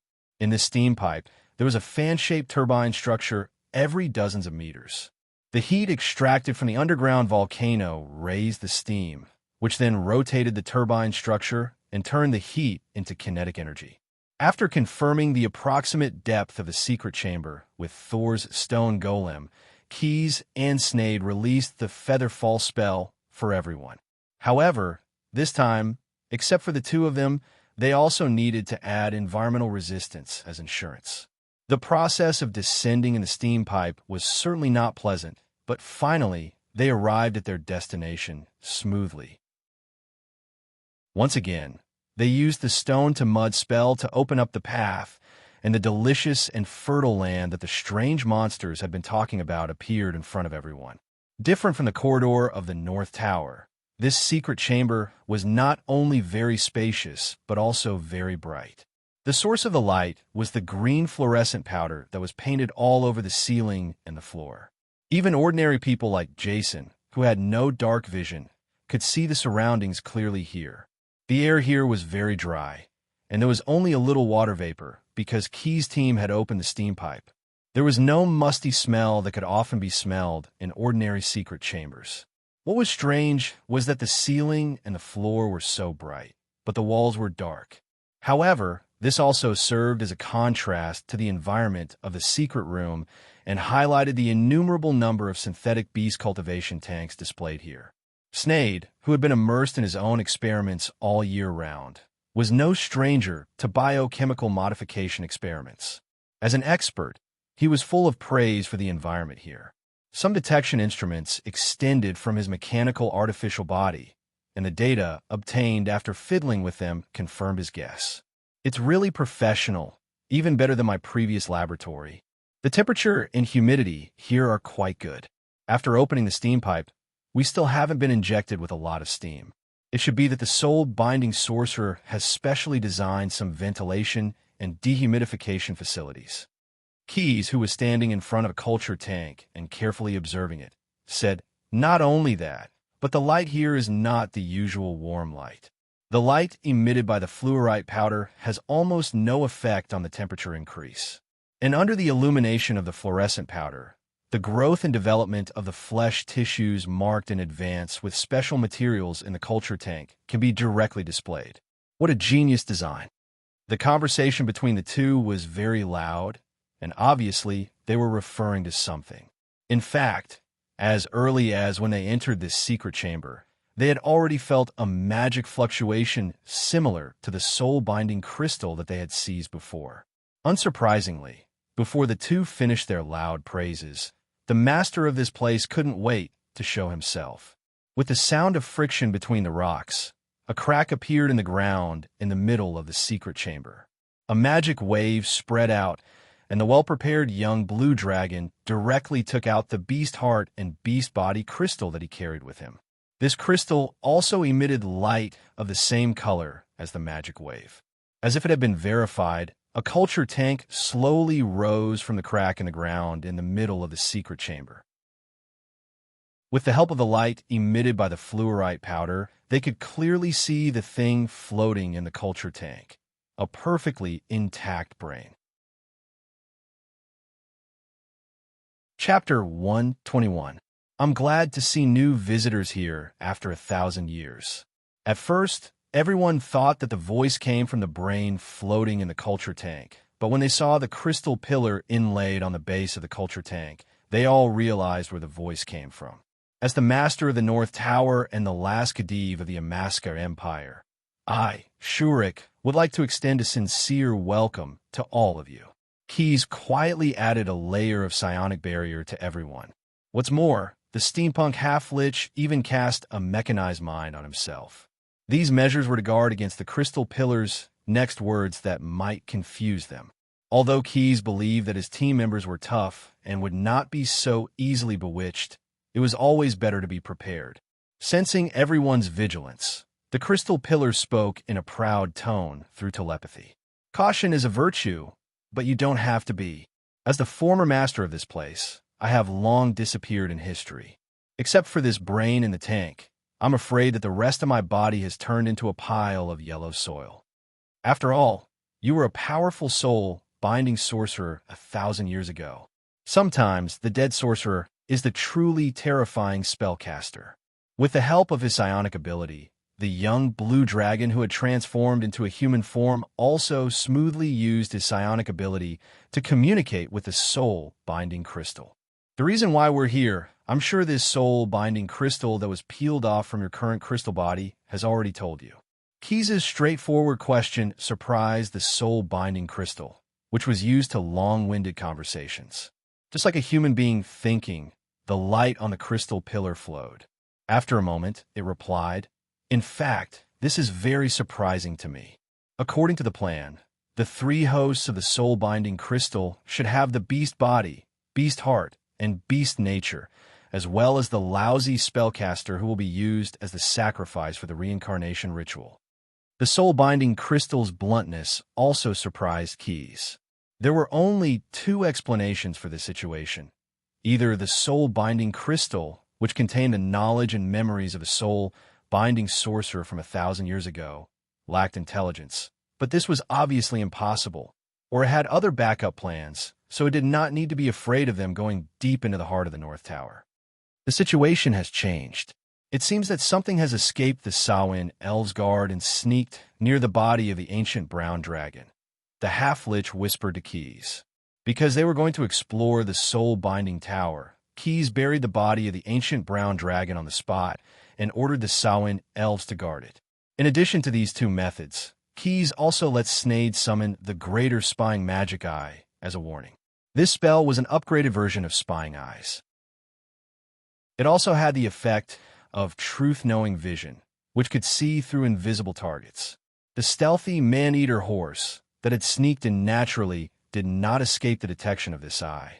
Taking advantage of the effects of the spell on his body, the messenger of Gnome City dug his way to the body of the ancient brown dragon from under the sand. Due to the remnant aura of the Megalosaurus, not many scavengers dared to disturb the slumber of the giant beast of death. Only daring flies like Khedive would gather near the wound of the dragon and feast on the rotten flesh. Although their teeth could not do anything to the tough muscles of the Megalosaurus, it was always good to be able to lick some of the flesh and pus.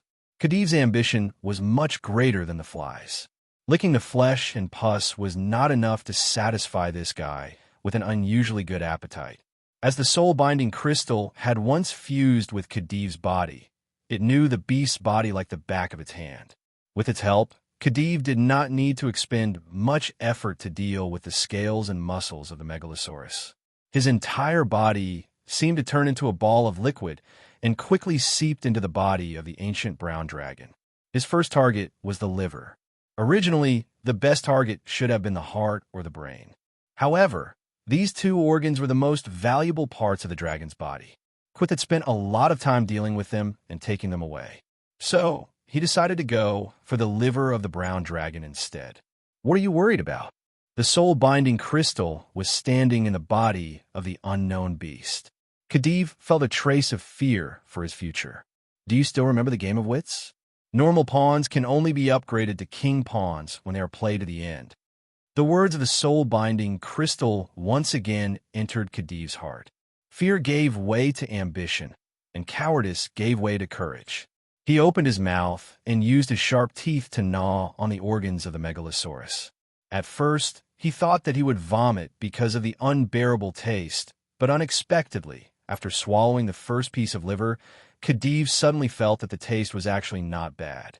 Although it had a slightly rancid taste, it was still soft and juicy. As he swallowed, the young man who had succumbed to the beast in his heart still had the time to think about other things. Maybe I look like those sand hyenas that wander in the desert.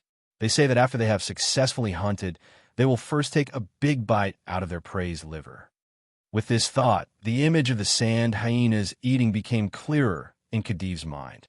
Their sharp claws tore open the skin on the liver, and their long mouths reached into the liver to gnaw on the meat inside. The smell of fresh blood on the tip of their noses was like adding some spice to this feast of flesh and blood. A sand hyena in human form quickly devoured the liver of the paleo brown dragon. When a monster began to re-examine its new appearance, upper and lower jaw protrusions, bulging muscles, and the surface of its body was covered with grayish-brown fur with spots like a sand hyena. Oh, it was originally a cry of surprise, but when it reached its mouth, it became a wolf's howl. Fortunately, the soul-binding crystal's words appeared in time again. What is the meaning of beast? Survival of the fittest. But when you need to turn back into a human, you can naturally return to your previous body. But now, you have a new problem to solve. Khedive looked in the direction of the soul-binding crystal's warning in his mind. A hair-raising figure tore open the abdomen of the ancient brown dragon and crawled in. This thing was more than 7 feet tall. At first glance, it had the structure of a mouse, but its sturdiness was closer to that of a giant ape. Because of the cold and bright light burning in its eye sockets, its white and curled legs were clearly visible in the blood of the megalosaurus. This skeletal monster had 4 arms, each of which was longer than its legs. 2 of the arms pushed open the internal organs of the megalosaurus so that it could move forward. The other 2 arms were clenched into fists, the surface of the fists showing crisscrossing sharp spikes. These dense spikes were specially made for cutting and stabbing, easily satisfying its desire to kill and complete its mission. A few small but jagged bone pieces pieced together to form the monster's demonic face. This is a skeletal puppet summoned from the corpse of a Bugala demon that looks like a giant ape. The thick abyssal aura shows that the raw materials used to make this guy are quite fresh. In other words, you may not be its match now. The soul-binding crystal explained in Khedive's mind. Survival of the fittest. But in the nature of beasts, shouldn't there be the phrase, trapped beast will still fight? Chapter 122. It was a night suitable for running. The hot and sticky linen robe wore through the last thin line of defense between reason, morality, and inner demons. Fear and heat exerted too much pressure on the devil's chains. Santos finally made up his mind to give up the caravan that he had accumulated for half his life and the reputation that he had built in his previous life. He chose to leave the rest of the sand rhino caravan behind and run away alone. The magic trick worked in the end. The magic items that he had bought from the mages in Gnome City at a high price were put to good use. The boots of tranquility, which allowed him to sneak away when he pretended to go to the toilet without leaving any footprints on the sand. The belt of concealment, which allowed him to hide his fat body when he sneaked away. A bottle of alchemy potion that could eliminate his scent, which could ensure that the ferocious beast disguised as a tabby cat would not follow his scent. The shrewd Santos knew that the journey of escorting Skuma's raw materials was a trap, and his sand rhino caravan was the most important part of the trap, the bait. However, the person behind the trap needed the sand rhino caravan, and not him, the owner of the caravan. If he sneaked away alone, he might be hunted down by those people, but they might also let him go temporarily in order to maintain the trap. The probability of this happening depended on the proportion of the bait that he occupied and the timing of the trap's activation. However, Santos guessed that as long as he was well prepared, the chances of him escaping alone should be more than 50%. If he chose to stay with the caravan, only death would await him. In fact, his guess was completely correct. After discovering that he had escaped, the furious Rakshasa transformed into his tiger-headed human form and killed several sand lizardmen warriors to vent his anger. The caravan guards and the driver were all part of the trap, and he could not afford to lose them. After calming down a little, Rakshasa personally transformed into Santos and continued to lead the sand rhino caravan forward. Relying on the stars in the sky to determine the direction was an entry-level skill for desert merchants, and Santos was naturally proficient in it. According to his estimation, he was now hundreds of miles away from Nome City and much closer to the oasis of the Elven Court in Samhain. As a wealthy merchant, he naturally understood the principle of a cunning rabbit has 3 burrows. Many years ago, he had secretly set up a stall in Samhain's Elven Royal Tribe's Grand Bazaar. As long as he could get his money and supplies there, he could escape to another city in the Medici Empire. Then, he might have a chance to make a comeback in the future. As they ran, a gentle breeze started to blow in the desert. This was a sign that rain was coming. With this rain, the smell behind us should be much fainter. I think it will be more difficult for the cat to catch up. Santos's uneasy mood was stirred up by the sudden wind of the announcement and then eased a lot. As he ran, the linen robe that was originally soaked in sweat was gradually drying. At least it was no longer stuck to the surface of his body, which made him feel much more comfortable.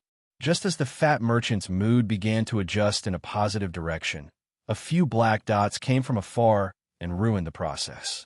Santos recognized them as the Moa riders of the Samhain tribe, so he slowed down and stopped the effects of all the magic items on him. If he could see the newcomers, then the desert elves would naturally be able to see him in advance. So, he did not hide the gemstone ring on his finger. He just took it off and held it in his palm. Hopefully, these things will be useful, the fat merchant prayed in his heart. Who are you? The Moa's riders stopped in front of Santos and surrounded him in the middle. Their spears were held level, less than a foot away from Santos' linen robe. The nervous refugee swallowed a mouthful of saliva, then replied in the language of the desert elves, I am a merchant. My caravan encountered bandits, and I was the only one who escaped. I have been to the Emerald Land in the desert before, and now I am here to seek refuge. Santos took out the gemstone ring in his hand and the money bag in his arms. He placed the former flat on his palm and raised the latter over his head, while the latter was just opened. This was the valuable experience of a merchant. To seek refuge, one only needed to hand over valuable items in exchange. And the silver in the money bag could prove that one had the ability to spend money in the bazaar of the Silence Court. This could prevent the desert elves from treating them as useless people and capturing them as slaves. The reason why experience was valuable was that it could be useful at critical times. Santos' experience in dealing with the desert elves had saved him from danger. After receiving the gemstone ring as a shelter fee, the Moa riders continued their patrol route while escorting him to the oasis of the Silence Court. It seems that the recent war with the Salem tribe has greatly increased the vigilance of the Samhain elves. In the 10 miles of walking, Santos saw dozens of patrol squads similar to the Moa riders beside him. Most of them just waved when they passed by from afar, and then continued their patrol, seeming to be in a hurry. When they walked to a place where they could already see the bonfire in the oasis of the Silence Court, a sand dune that suddenly appeared in their field of vision attracted Santos' attention. He had been to this land controlled by the tribes many times. Although he didn't know every blade of grass and tree like the back of his hand, he had already memorized the nearby scenery. For people who made a living in the desert, the sand dunes that were seriously monotonous in the city were actually different. Moreover, near the oasis, because the soil was mostly gravel, new sand dunes rarely appeared in a short period of time. Santos could not help but be curious about the dense number of desert elf sentinels around the dune. The Samhain patrol captain, who was said to be escorting but was actually supervising his progress, keenly felt his strange gaze. The alert desert elves stopped their mounts and pointed their spears at the fat merchant who claimed to be seeking protection. Santos hurriedly defended himself. However, after the surprise attack that night, The Samhain elves, who had been nervous for the past 2 days, seemed to have completely lost their patience. The Moa rider gave up his previous plan and prepared to put an end to this escort operation with his spear. However, before the spear could hit the target in front of him, a sudden change occurred. Suddenly, a huge predator emerged from the sand. It used a fatal leap to throw the Moa rider to the ground. It didn't even need to bite. It just used its terrifying claws to lightly stab the rider and his mount to death. The other Moa riders around were shocked and handed over their spears, but they didn't hurt the monster at all. The tip of the spear either scratched its hard back armor or broke into two.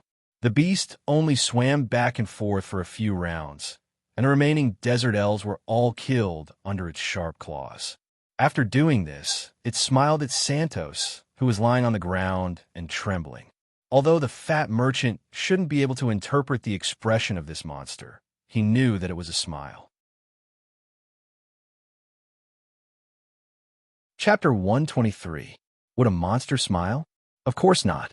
This kind of complex action that involved the 36 facial muscles was exclusive to highly intelligent creatures. But the monster that suddenly appeared in front of him had a shark-like head, a back covered in chitin armor, and 4 thick limbs with sharp claws. Santos could clearly feel that it had revealed a chilling smile. It was the incarnation of hunger. It was the top predator in the desert. It was a shark-lizard beast that Khedive had transformed into after activating the beast transformation. This kind of heavily armored predator was also known as the land shark. It was used to hiding underground and using its vibrating senses to detect its prey.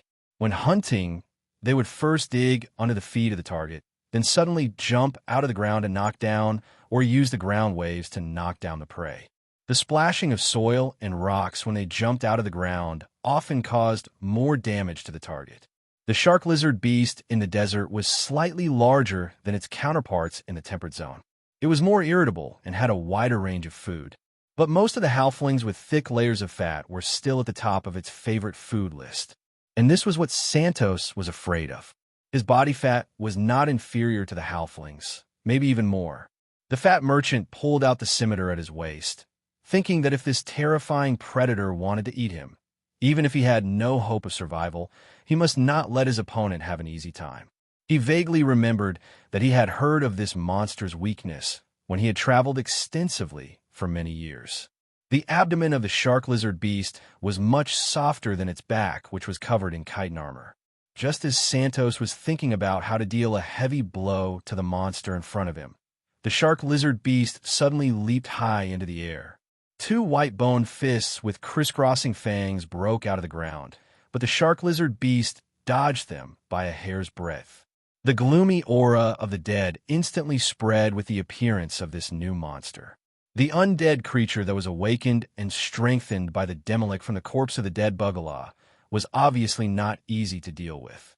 Khedive, in the form of the shark lizard beast, could not completely destroy it, but in terms of digging in the sand, the latter was still better than the former. 2 of the 4 arms of the skeletal ape were broken. This was the result of Khedive's transformation from a sand hyena into a shark lizard beast. But because it was an undead creature, even death could not scare it, let alone such a small injury. Following the summoner's orders, the monster saw the shark lizard beast leave and immediately chased after it. Under the nourishment of the undead fire that Snade had left in its body, it also self-repaired and evolved. The broken arms had been transformed into bone crossbows. The shark lizard beast, who had just dodged the first wave of punches by relying on tremor perception, was immediately hit by the second wave of attacks. The crossbow bolts made of demon bones shot towards the opponent at lightning speed. Fortunately, the shark lizard beast chitin carapace was very sturdy. The crossbow bolt only shattered a small part of the carapace and did not directly kill it. Roar! Following the shark lizard beast's roar, this beast that looked stronger than the Bugala pounced on the skeletal puppet. At the same time, it activated its innate ability, Earth Wave, and a large amount of sand-like waves crashed into the undead that were chasing after it. Seeing this opportunity, Santos, who had just collapsed on the ground, immediately pulled himself together and ran towards the distant oasis of Samhain's court. This was the wisest choice at the moment. The two ferocious monsters seemed to be evenly matched, and they probably did not want to expose their backs to the enemy just to chase after him. As long as he ran fast enough, he could reach the oasis where Samhain's elven warriors were stationed. Or even if he encountered more Moa scouts, it could be considered a temporary escape. For this reason, he reactivated the enchanted equipment on his body and ran straight into the distance at a speed that did not match his fat body. That was indeed the case. Due to the order of its summoner, the skeletal puppet did not react to an irrelevant human escaping in front of it. Khedive, who had transformed into a shark lizard beast, did not have the time to care about Santos, an old acquaintance. He wanted to ask Santos why he was here alone before dealing with him. According to the arrangement, his powerful partner in Coptic City should have sent more people to ensure the smooth arrival of the caravan after receiving the payment he sent in advance. At this time, the boss of the Shark Lizard caravan appeared alone nearly 100 miles away from the scheduled destination. Obviously, there was a problem with the original plan, and Santos had become a problem that needed to be solved urgently. But at this time, he still had to focus all his attention on the opponent in front of him. Khedive had already engaged in a battle with the undead creature made of demon bones. Although he had a certain advantage with his stronger body and the shark lizard beast's innate fighting instinct, when it came to close combat with an undead creature that was truly fearless of death in the truest sense of the word, a living creature of flesh and blood would have an innate disadvantage no matter how strong it was. If he was not careful, exchanging injury for life would turn into perishing together. Fortunately, he had devoured the liver of the ancient brown dragon, so he did not need to consume his own life force to offset the burden of the bestial transformation. He had enough strength to fight for a long time. But as time went on, when a master and disciple that came with him ended their negotiations with Sheikh Samhain, if he did not appear in time, and even exposed his bestial transformation to them, it would really be a problem that had yet to be solved, and a new one would be added to it. I deserve the legacy of the soul, binding sorcerer, but someone beat me to it. I already had a plan to solve the problem once and for all, but now there's a problem.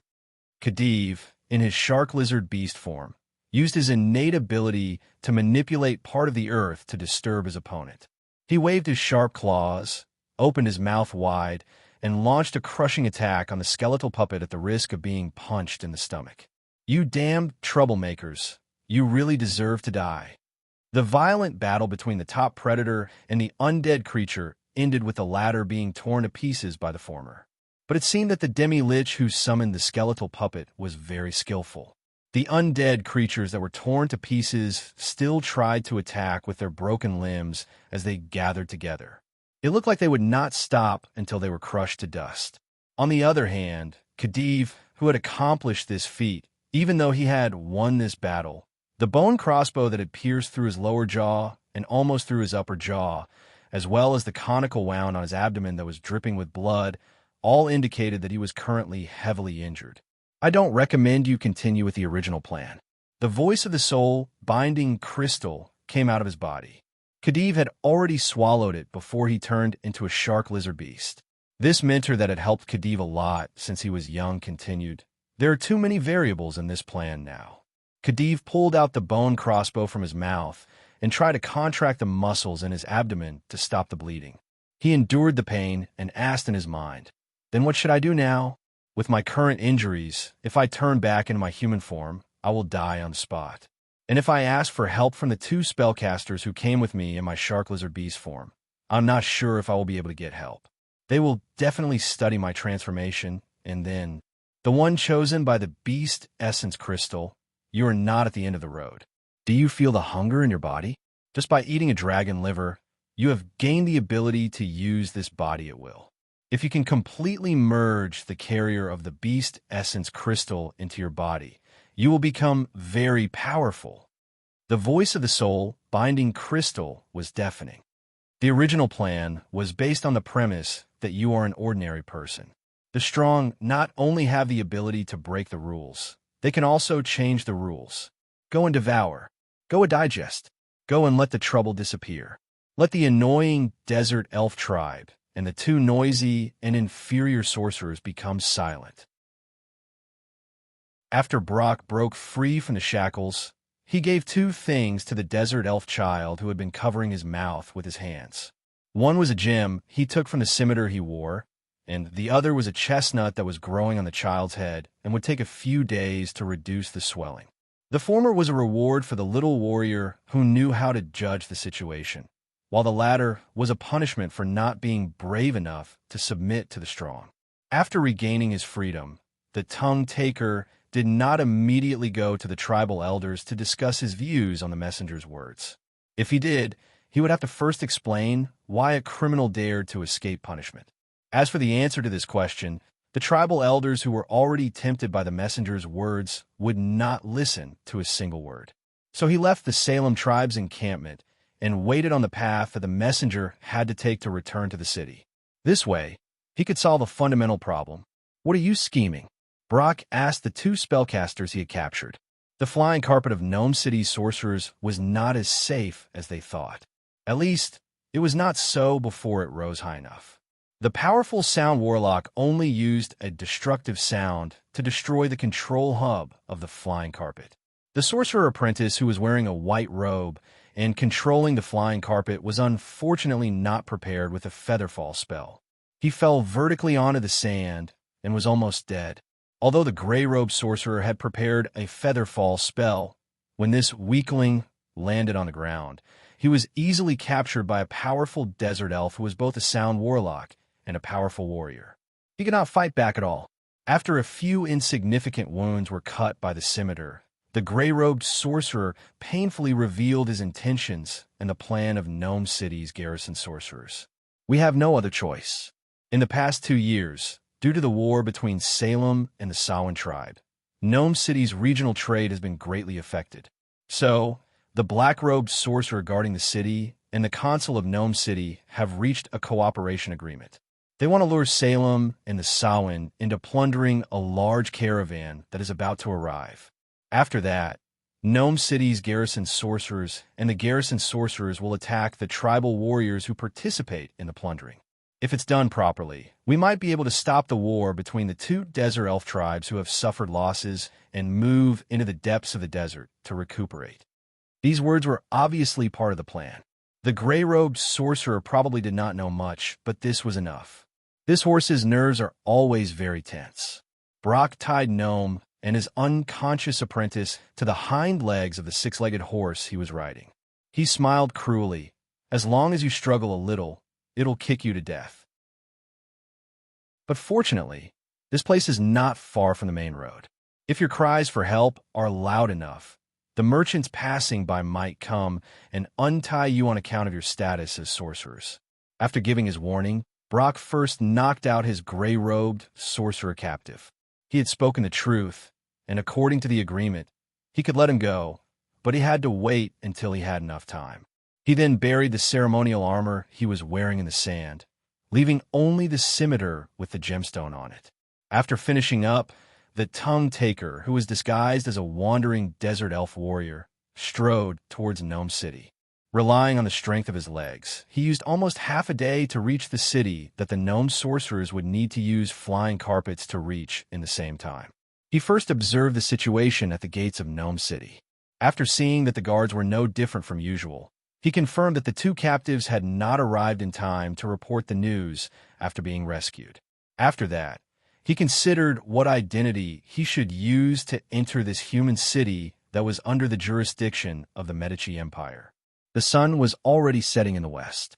According to Brock's calculations, the western market of the two large bazaars of Gnome City, which was mostly for the consumption of the citizens of the city, selling meat, eggs, poultry, vegetables, and all sorts of daily necessities, should have already closed for the day. The eastern market, which was mostly for the consumption of foreign merchants, selling horses, slaves, weapons, taverns, and other miscellaneous businesses, should still have many customers. So he waited patiently for a while, using the silver ornaments he had taken from the ceremonial armor to buy a suitable set of clothes from a small merchant group that was preparing to take advantage of the cool night weather to hurry on their way. He then disguised himself as an elven noble who had snuck out from the desert tribe to drink and have fun in a human city. Then he placed the scimitar on his shoulder and walked towards the gates of Gnome City. Chapter 124. As a place where more than 300,000 humans lived, Gnome City gathered all the entertainment that could be found within a radius of hundreds of miles. Here, one could find gambling stalls for the rich, brothels for the rich to relax their purse strings, and taverns for the greedy to get drunk. These were all places of entertainment that the surrounding desert tribes did not have.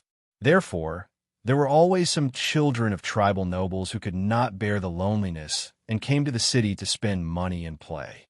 In order not to be discovered by their elders, these young desert nobles would often disguise themselves, and most of the time, they would enter the city alone. The guard at the gate of Gnome City obviously treated Brock as an elven noble who had come to have fun. After a little inspection, he was allowed to enter the city. He only reminded him that the curfew would be enforced in a few hourglasses and that he had to hurry to the East Market to find a place to stay. Gambling stalls, brothels, inns, taverns, and other places in the city that needed to spend money could accommodate a traveler like him who came from afar. Brock, who readily accepted the advice, thanked the gate guard for his guidance and walked towards the East Market that was not too far away from the city gate. According to his impression, the people here were at most a little timid in the past, but the residents who still lived here could be said to be depraved. Brock found it hard to imagine that there were so many addicts who took skuma potion in a city, and that he had encountered so many vendors who sold this forbidden alchemy product. I'm afraid this city is in big trouble. He entered the main entrance of the East Market and prepared to find a place to stay until dark. Then he would climb over to the military camp that guarded Gnome City to investigate the movements of the army. But who would have thought that in this market, not only did he see a large number of merchants looking at the stalls and customers wandering around sipping skuma potion, but also almost every gambling stall, brothel, and tavern were selling the modified skuma product. Moreover, the stalls that originally specialized in the slave trade were no longer enough. A large number of people with straw labels were selling their children. Although they were all sallow and emaciated, they still returned the silver cats to the merchants who sold skuma potion as soon as they received the money. The people who drink that stuff are all crazy. The only stall that did not do this business was the blacksmith shop that made armor and weapons. Due to the outbreak of the tribal war, business in these shops had flourished for a long time. A blacksmith who often sold some steel weapons to the desert tribes said to Brock in fluent Elvish, "Even if there is nothing wrong with them, after drinking that devil's saliva, no matter how decent they are, they will turn into demons on the ground." Brock, disguised as a noble desert elven child, rubbed the surface of the steel kite shield with his fingers, checking for any dents or defects, while he pretended to chat casually with the boss. Skuma potion. Isn't that stuff in the Medici Empire is as forbidden to trade, manufacture, and consumption? Why would people dare to offend the dignity of the strong? Oh, it's called breaking the law here.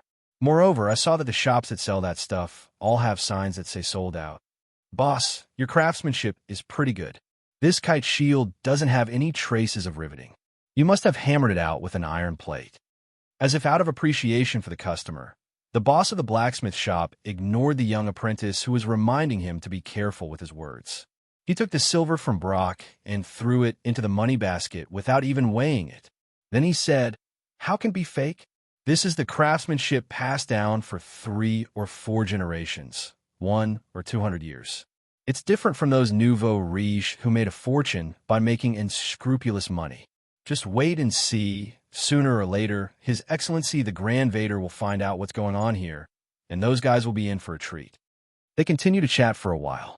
Under the boss's recommendation, Brock used one of the 2 silver ingots he had left to exchange for a small hand-hammered flying dagger. After that, he left the blacksmith shop and found a restaurant to buy some food. He found that the food in Nome was much more expensive than before. Other than drinking water that did not increase in price, food like roasted snake, pancakes, and fermented glutinous rice had all tripled in price. Fortunately, there was no discount on the purchasing power of the silver ingots, so he did not have to pay for the food on credit.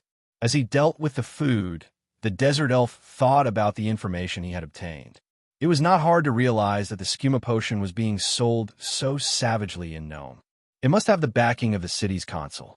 And the conspiracy hatched by the consul and the mage garrison might be an extension of the evil consequences of the skooma potion's overflow in the city. The city's manager and the skooma potion's merchants had conspired to ruin the city. In order to divert the attention of the Grand Vader and the angry citizens of Nome, they deliberately wanted to instigate a war that guaranteed victory, using the blood of the desert elf tribe to wash away their sins. Perhaps there were other conspiracies mixed in. After all conspiracies in this world were intertwined and never appeared alone. Such a trick was too easy to see through. But this did not affect Brock's next plan. The best way to solve the tangled mess was to first find the root of the problem and then wield a knife to remove it. At this time, the skooma being sold in the city happened to be the root of all the problems. Although the desert elf's reasoning was biased due to the lack of too much crucial information, he did not think that all of this was related to the Soul Shackle Mage's ruins. But in terms of how to solve the problem at hand, he had indeed chosen the right path. Skooma was a product of alchemy. This product was not like low-quality wine.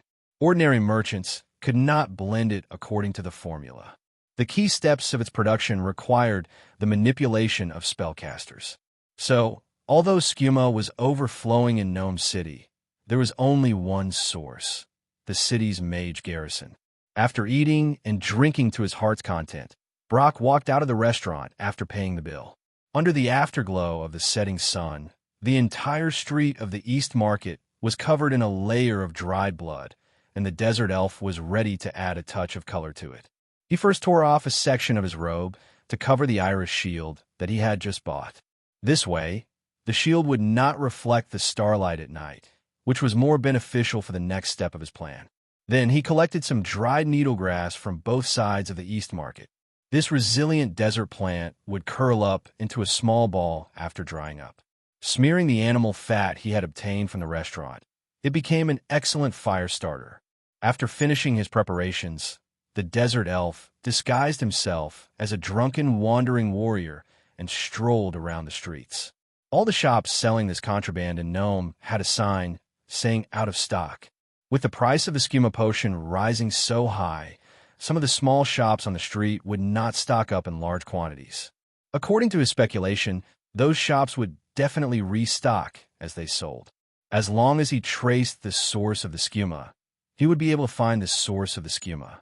At the very least, he would be able to find the warehouse where the finished product was stored. Hard work paid off. Not long after, a few teenage helpers came out of a brothel and hurriedly turned into an alley from the main road. With the help of the sound spell, the whispers of those people reached Brock's ears without missing a word. Boss orders, "Come back quickly, get the goods, skooma is almost out of stock." These words let the desert elf know that the opportunity he had been waiting for had arrived. He anchored his target and followed them. With his abilities, the group of helpers buying the skooma potion naturally could not detect his presence. He did not even need to follow the target closely. Through the sound of footsteps carried by the breeze, Brock could identify the whereabouts of the few people. After making several turns in the alley, he came to the mansion of the city lord Khedive. That's right, this residence of the Eater was a warehouse that stored almost all of the skooma potions in Nome. The mansion was guarded by a group of hired bodyguards. Although they looked fierce, they were no match for Brock in a real fight. This desert elf used the famous Kang's stealth technique from a certain plane. After greeting everyone in the mansion one by one with his scimitar, he found what he was looking for. The stock of skooma here had indeed run out. There were only tens of thousands of bottles left in the huge warehouse, and the ruthless tongue-taker was still willing to let these pitiful little things go. With the help of a fire starter, he easily set the empty yellow oak shelves in the warehouse on fire. The oily wood was very suitable for burning. After doing this, the desert elf sound sorcerer used this sound of destruction to directly destroy the load-bearing walls of the entire mansion. When the fire rose from here, a large number of city guards who heard the news immediately rushed to put out the fire and tried their best to save more supplies. However, The methods of ordinary people were just a drop in the bucket for this disaster. They could not stop the fire at all. The most they could do was prevent it from spreading to the surrounding buildings. The few garrison mages who were obviously related to the owner of the warehouse and rushed over after hearing the news were all killed by the sound sorcerer. What the hell is going on? The Council of Gnome City's headache was getting worse and worse. Even a moon candy special that usually alleviated his symptoms immediately could not help him right now. He roared at the black-robed old mage sitting in front of him. The two envoys have not returned on time, and the most important cooperation between us has suffered the most fatal blow. Without the Skuma potion, the tens of thousands of addicts can destroy Gnome City in a day without enough firepower from the city guards. I want you to find out who destroyed the warehouse. I want him dead. Compared to the consul who was stamping with rage, the captain of Gnome City's garrison mages was more magnanimous. The way he saw it, the loss of these worldly possessions was a pity, but compared to the benefits he could reap from the tomb of the ancient necromancer, these losses were not worth mentioning. Just as he was about to say something to comfort the consul, the words that were about to come out of his mouth came to an abrupt halt. A brilliant portal appeared in front of the two of them. I think you need to give me a reasonable explanation. Khedive had completely cast aside all his worries and was completely immersed in eating. After his battle with the demon skeleton puppet ended, many Dino horsemen rushed over after hearing the news from the fleeing Santos. However, all they saw were the scattered fragments of bones that were trying to reassemble themselves. The victors of the previous battle had already retreated into the sand and reappeared near the dragon's corpse to feast on it. Khedive's first target was still Cathilian's innards. However, after devouring a portion of the Megalosaurus kidney, which was about a third of its body weight, Khedive, who had transformed into a shark-lizard beast, began to feel that his body was no longer weak. Most of his injuries had already healed. When he had completely devoured the dragon's kidney, the monster suddenly burped and spat out an egg-shaped object from its throat. This is your spawn. It can greatly increase your feeding efficiency. The soul-binding crystal's words reminded the shark-lizard beast that seemed to be frightened by its own egg-laying behavior. More spawns will appear in the future. As long as you continue to feed, you'll be able to produce an army of spawns. They will become your most loyal subordinates and even be proud to be a part of your body. Before Khedive, who had transformed into a shark-lizard beast, could understand, the spawn he spat out broke out of its cocoon. Its appearance was that of a shark-lizard beast that had shrunk several times. Just as it adapted to its body, the new spawn established a mental link with Khedive using the soul-binding crystal as a bridge. Do you want to carry out the accelerated feeding strategy? It asked simply. After receiving an affirmative order, the shark-lizard spawn went to other parts of the Megalosaurus's abdominal cavity to feed on its own. Under the urging of the soul-binding crystal, Khedive continued to devour the rest of the dragon's carcass. Not long after, it repeated its previous actions and gave birth to another spawn. This cycle of feed, spawn, feed was broken after Khedive gave the 13th spawn the command to feed on its own. The shark-lizard spawn that had been expelled to feed on its own returned to Khedive's side. Compared to before it went to feed, its body had nearly doubled in size. At the same time, it was holding a lump-like lump of flesh with rich life energy in its mouth. It was a high-efficiency absorber. The soul-binding crystal explained the name and function of the lump of flesh to Khedive in a concise and comprehensive manner.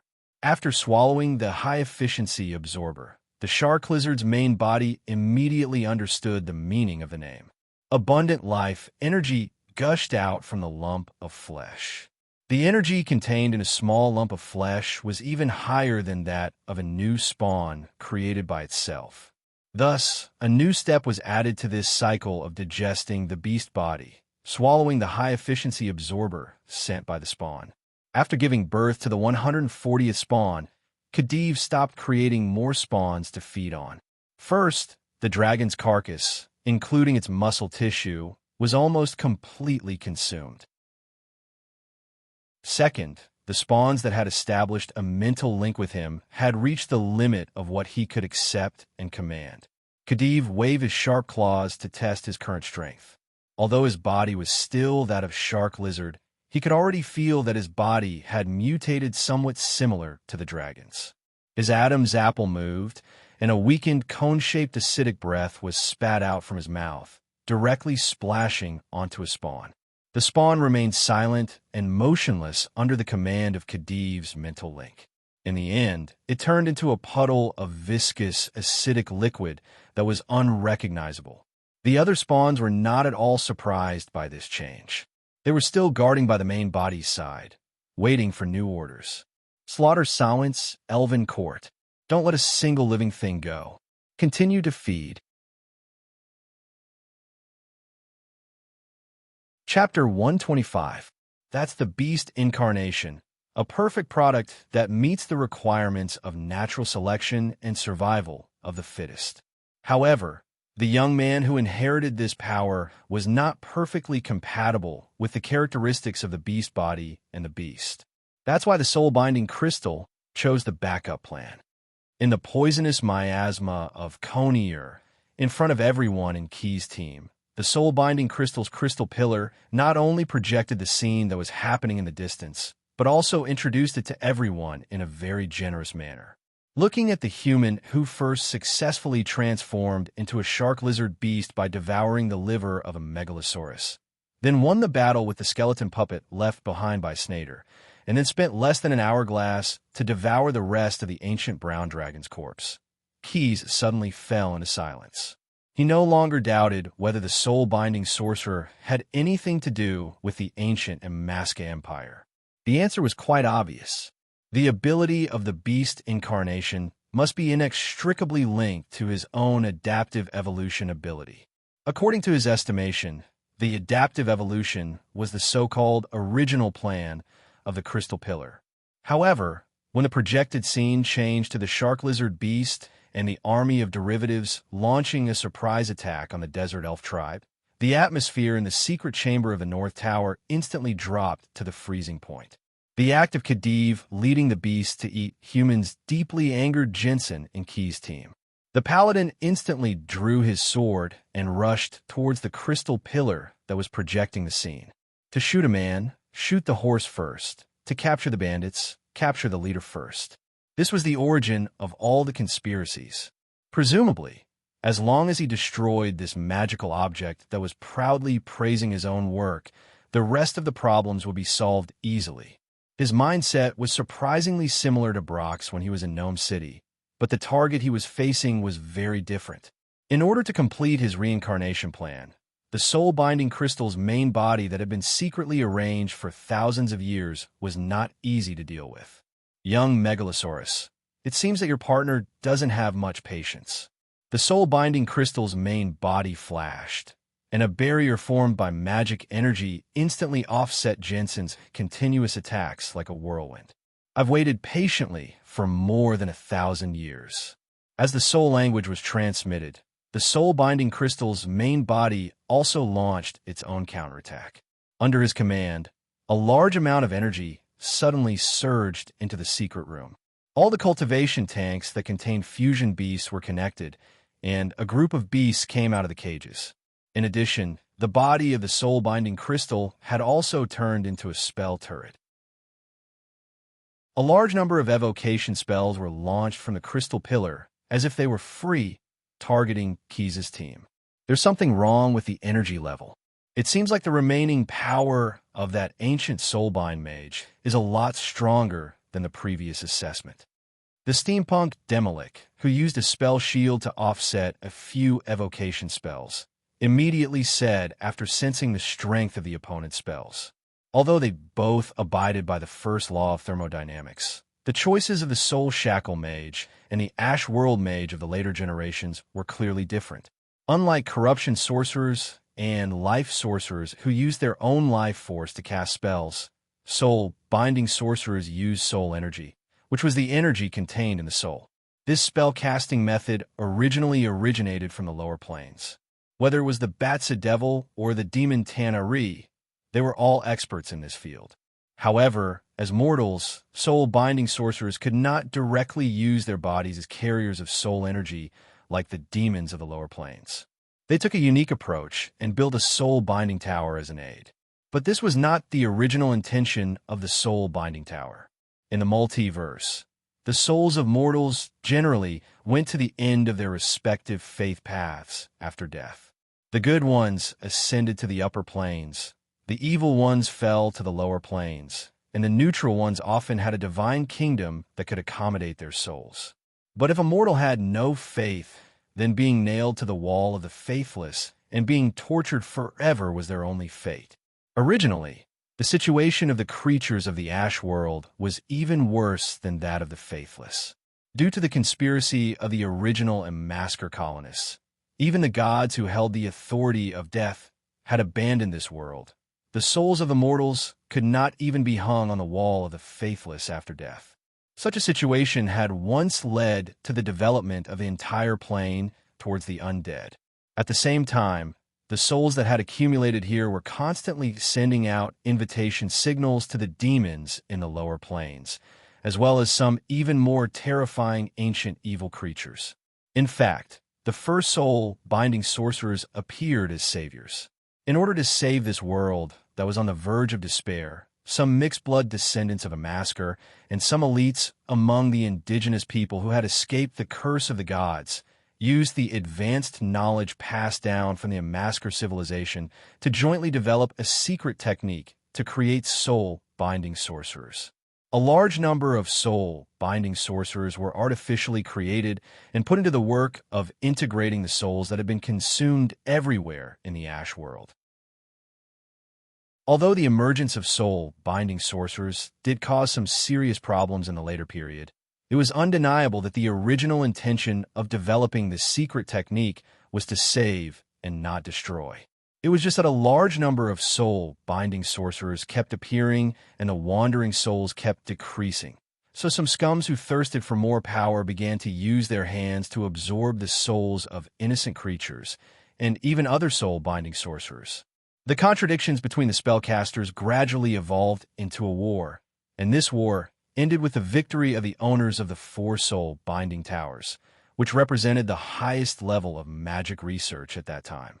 The soul-binding towers automatically absorbed the souls of the dead wandering in the Ash world, providing the soul-binding sorcerers with sufficient casting energy at all times. The North Tower, inherited by Shurek, was one of them. At the same time, the most talented soul-binding sorcerer in history also inherited the title of Khedive of the previous generation's Master of the North Tower, which was the governor of the Embark Empire. For thousands of years, the soul-binding tower had been fulfilling the original intention of its founder. It constantly absorbed the souls of the dead mortals in the surrounding areas, and then used the underground volcanoes to eliminate them and turn them into pure energy to nourish the core of the Ash world. But at this moment, the attack launched by Key's team on the crystal pillar of the soul-binding crystal was judged to be a threat to the soul-binding tower. The defensive means left by the previous masters of the North Tower were gradually activated, and the pure soul energy that fed back to the core of the Ash world was intercepted and turned into abundant energy to activate those arrangements. The secret room was not the real control hub of the soul-binding tower. It was just a warehouse for storing various biochemical products. Hence, after being activated by the energy, those fused beasts that were originally in a dormant state in the incubation tank all rushed out from the hole in the barrier. Under the control of the crystal pillar, they became the first wave of attacks to snipe Kitha's team. Unlike the blazing shadow beast that the Salem tribe had reluctantly developed, and the shark lizard beast that Khedive had turned into, the synthetic beasts in the secret room warehouse rarely formed a group. They were actually the products of the soul-binding sorcerer's experimental research process, not the final pursuit. Therefore, at most, only 2 or 3 similar synthetic beasts would appear together. Most of them were still fighting with the members of Key's team.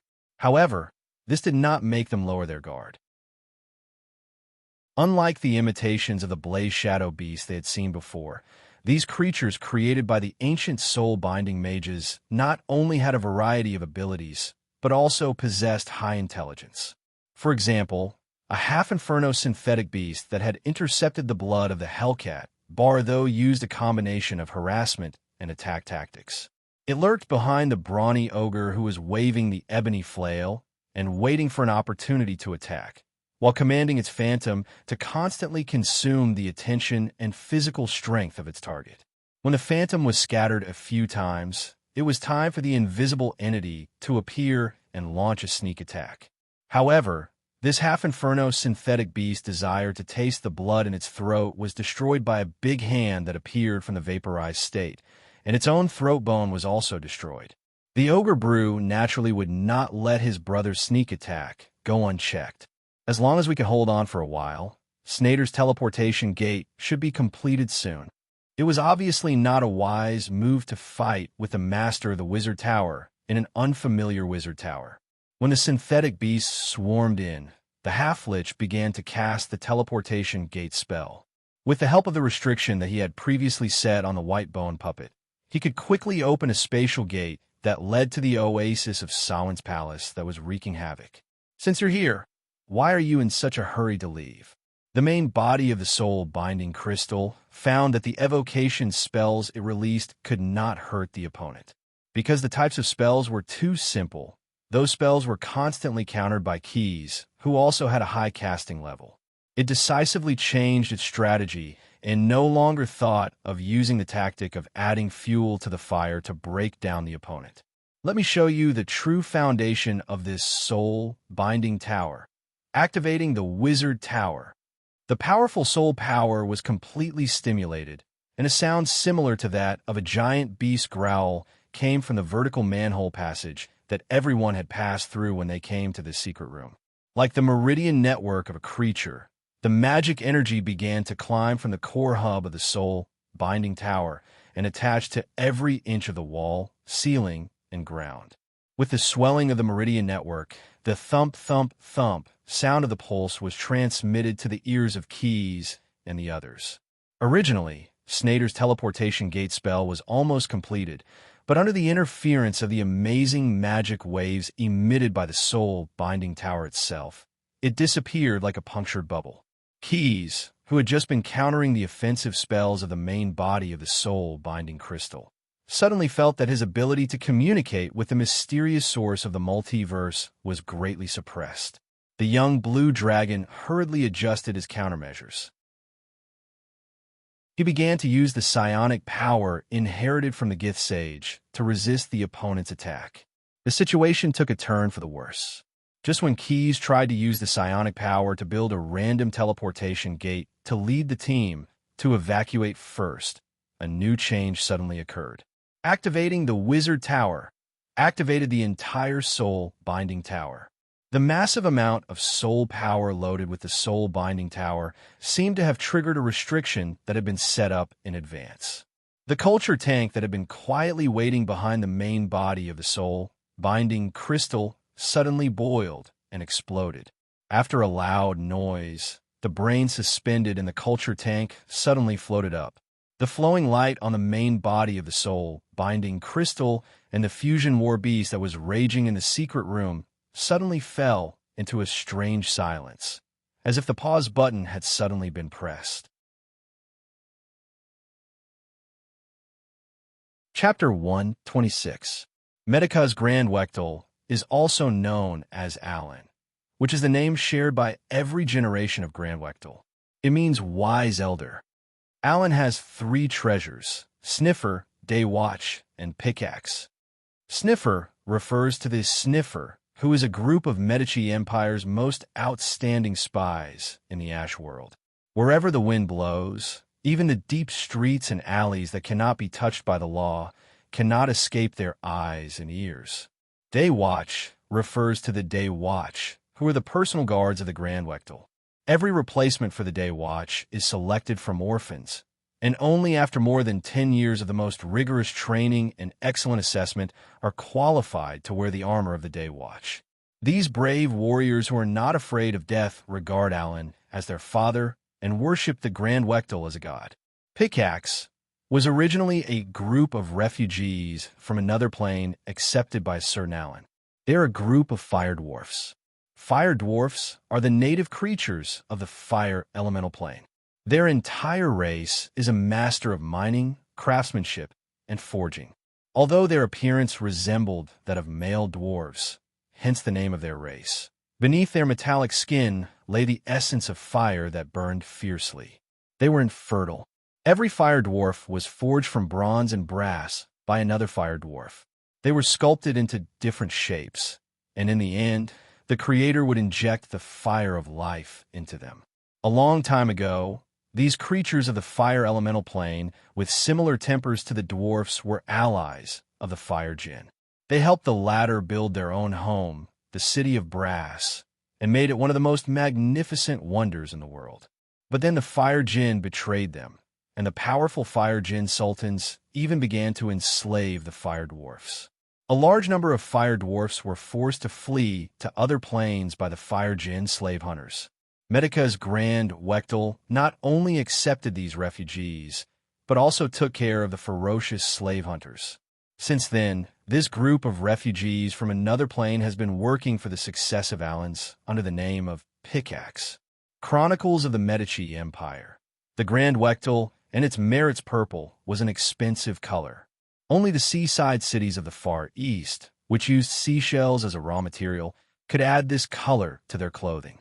If an ordinary Medici noble had a purple robe, they would usually treat it as a treasure and cherish it endlessly. However, the person sitting in front of Senator Gnome and the black-robed Magus was allowing the juices of the food to soak his purple robe that was embedded with mithril strands. He continued to chew on the food without stopping. I need an explanation. After the man finished eating, he put the lower half of the split golden mask back on and asked the two people who were standing in front of him, keeping quiet out of fear. The golden mask was enchanted with magic, so there was no muffled sound.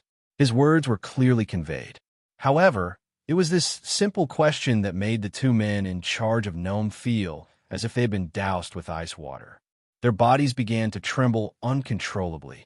Those who heard the news have gathered some information. The purple-robed man stood up and walked between the two of them. He used his two palms to press down on the two of them who were still trembling and continued. But I still want to hear your explanation. Let me remind you, what I want to hear is about the prohibited items that I have banned and the ancient soul-binding Magus. The senator of Gnome City gritted his teeth and took a deep breath before saying, Lord Grand Wektel, I am the senator of Gnome City. If this is an inquiry, please show me the Pharaoh's handwritten edict or other evidence that can represent the will of the Empire. As expected of a transcriber from the Empire's library, you know the terms of the Empire's charter very well. The Grand Wektel, who was wearing an expensive purple robe, patted Senator Gnome's shoulder, seemingly encouraging and praising him. However, the charter also states that I have the authority to deal with the Magus on my own. Do you remember? Although the words were directed at Senator Gnome, the Grand Wektel's gaze was directed at the black-robed Magus standing on the other side. Your Excellency, before the Magus could defend himself, a white bandage shot out from the purple robe's sleeve like a snake. It wrapped tightly around the Magus, who was originally the highest-ranking Magus in Gnome City. A brand new mummy appeared in the meeting hall in an instant. I only need an explanation. Since you don't want this opportunity, then give it to someone else.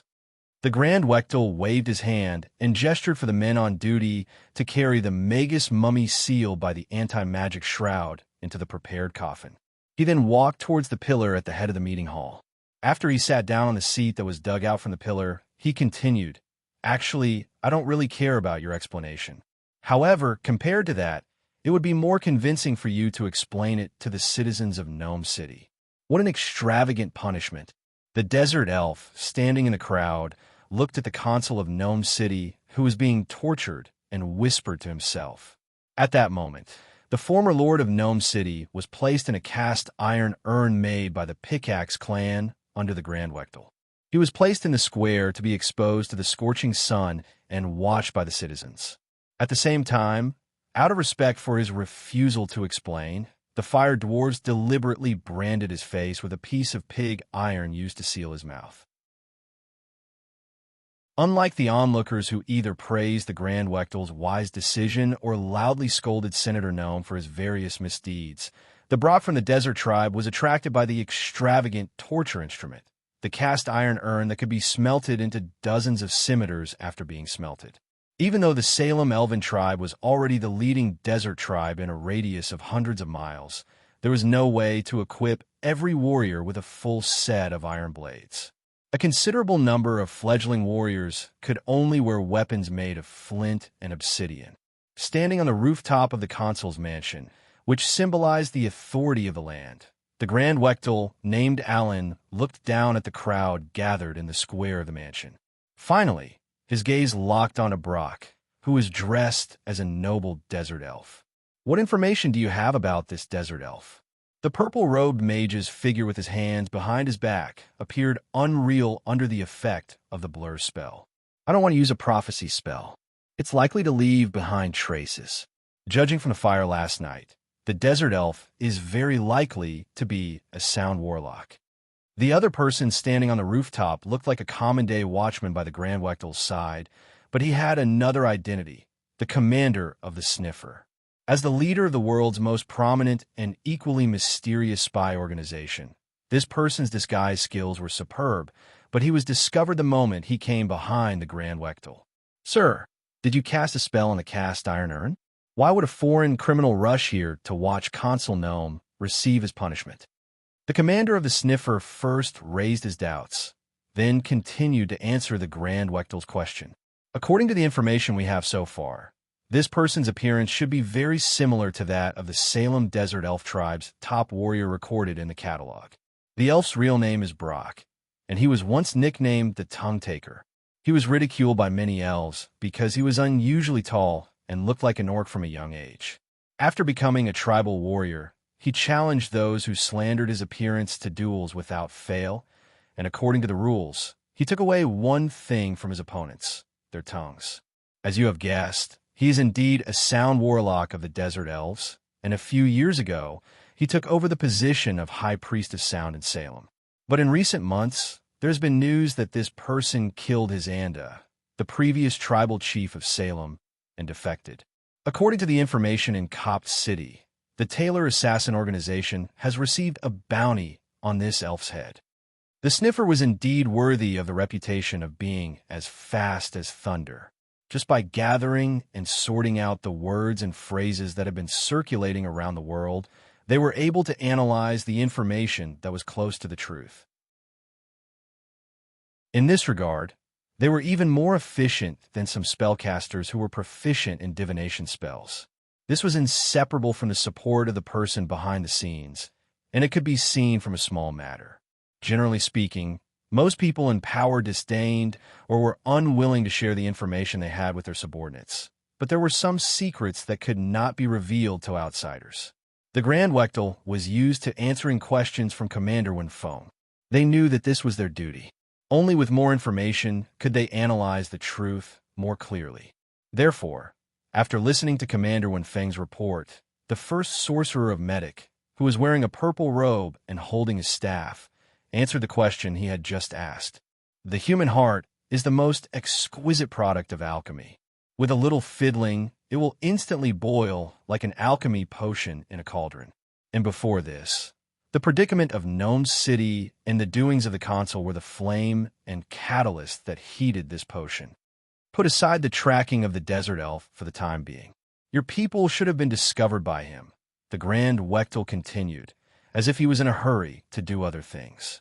It is said that the consul of Gnome City has a favorite named Kadif under him. This is the name of the governor of a province in the ancient empire.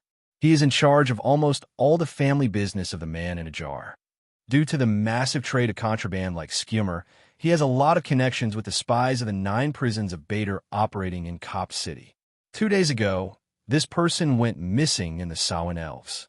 This clue must be related to an old friend of mine. I will personally follow up on it. But it seems that he still has a wave of helpers from Copt City to deal with. You will take my new work to end this mess. Chapter 127. Brock's pace was very deceptive. He never seemed to be in a hurry, but the Sniffer who was following him had to hurry to catch up. It was only when the latter completely gave up that the desert elf found himself at the corner of a small alley. He didn't like turning corners because it represented more choices and variables. Old Man was leaning against the wall.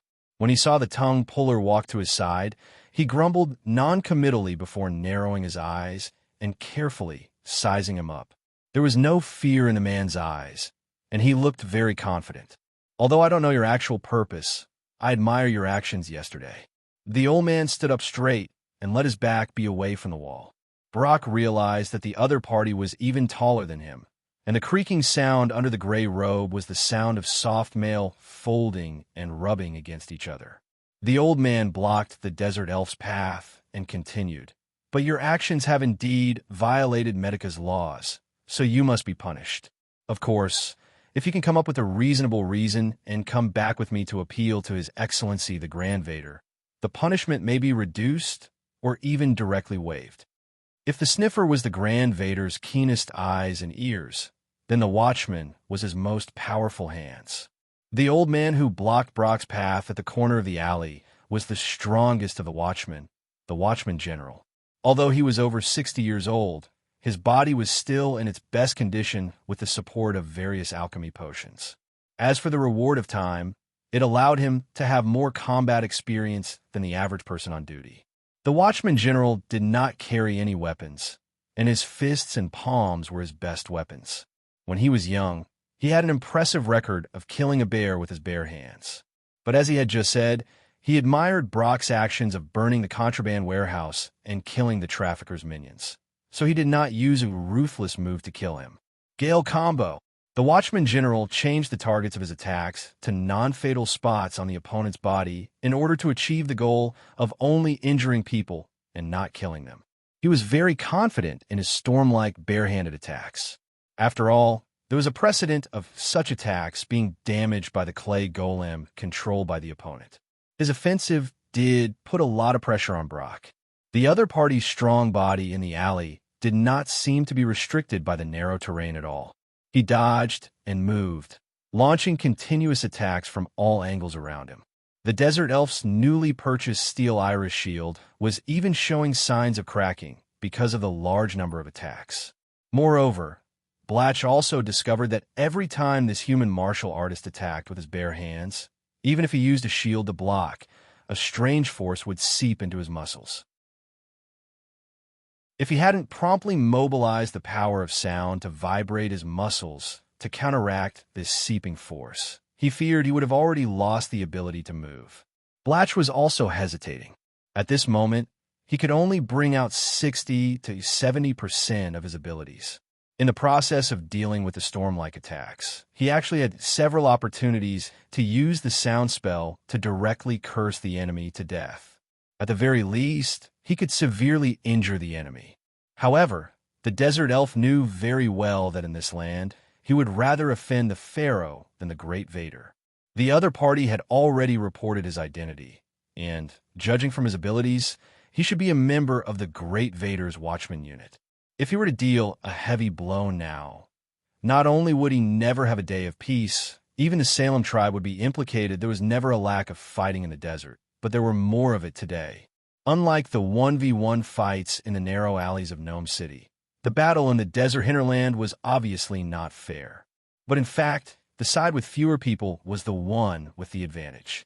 Commander Winfong carried the coffin containing the black-robed mage mummy. Using a teleportation spell, he arrived early on the route of the Sand Rhino caravan, returning from Katpu City to wait. As a ritual creation strengthened by the Great Vader, the black-robed mage, who had been killed and turned into a mummy for committing a crime, now had power far beyond what it had been before it was born. But even so, the black-robed mage mummy had no choice but to submit to the ordinary mortal in front of him. Not long after the ritual spell was completed, the internal organs were taken out and placed in a few carnopus jars. These jars were carved out of limestone and etched with hieroglyphs that exposed the mummy's crimes and magic runes that bound the mummy's soul. Among them, the carnopus jar that contained the mummy's withered heart was the most important. It was very similar to the phylactery of a lich. As long as the jar was not destroyed, the mummy could reappear after a period of time, even if it was destroyed. In other words, holding the jar could command the black-robed mage mummy to do what it wanted. The jar was now in the hands of Commander Winfoam. The target is the sand rhino caravan, and the one we need to deal with in particular is a Rakshasa. As he finished speaking, wrinkles appeared on the face of the mummy that was tightly bound by the shroud. This was its terrifying smile. The monster stared at the ordinary humans who were not intimidated by it. After a moment, it turned into a whirling cloud of sand and a roar that sounded like the cry of an owl, and swept away into the horizon as if it was flying. The Sand Rhino Caravan, or perhaps it should be renamed as the Foolish Caravan. Santos's escape during the night was finally noticed by some of the caravan's guards. After learning of the situation, the Rakshasa cruelly used a spell called Touch of Trash on all the humans to ensure that there would be no more mistakes. Under the effect of the spell, the intelligence and perception of the caravan's guards were suppressed to an extremely low level, and they could only move according to the will of the spellcaster. After doing all this, the Rakshasa no longer appeared in the image of a harmless tabby cat. He turned into the image of Santos and sat in the pavilion on the sand rhino's back. But when he saw the sandstorm in the sky, this demonic beast with the soul of the Batsu devil clearly sensed the oppressive aura of death. Compared to before, when he could only rely on magic energy to deal with the enemy, the black-robed mage who had been transformed into a mummy now had decent close combat abilities. When a sandstorm he turned into entangled the entire sand rhino caravan. This undead creature promptly launched a fierce attack on the main target of this trip. Decaying Fist. This was one of the unique skills of the mummy. By attaching the curse of dark corrosion to the opponent's fist, once the opponent's physique was unable to resist, their body would rot just like the mummy. If this curse couldn't be removed through Remove the Curse or other spells, the target's body would continue to rot until they died. Not only that, while using Decaying Fist, the black-robed mage mummy's withered and empty eyes stared at the opponent. This was another new ability of his called Terrifying Glare. If the opponent's perception couldn't be resisted, the target who was stared at would fall into a panic that lasted for several hourglasses. What's more, there was a possibility that they would be directly paralyzed. After being attacked, the Rakshasa demonic beast instantly revealed its true body with the strongest fighting power. Its terrifying tiger head opened its mouth to devour people. First, he dispelled the interference of the black-robed mage mummy's terrifying glare with a roar. Then he pulled out the sword at his waist and blocked the decaying punch that was imbued with the dark corrosion curse. Relying on the fact that the lower realm demons were far more sensitive to battle than mortals. Although he fell into a passive situation for a moment, he immediately adjusted and counterattacked. His aberrant palm, which was the opposite of a human's, stroked the back of the saber, and a layer of blazing hell flames surged out. Rakshasa recognized what kind of monster his opponent was, so he used a flame that was usually very effective against the mummy to resist the enemy's attack. But this was only generally speaking, because the raw material used to make the mummy was a black-robed mage who had mastered a good spellcasting ability. Even if the flame was easy to injure, he could still use some spells to avoid it.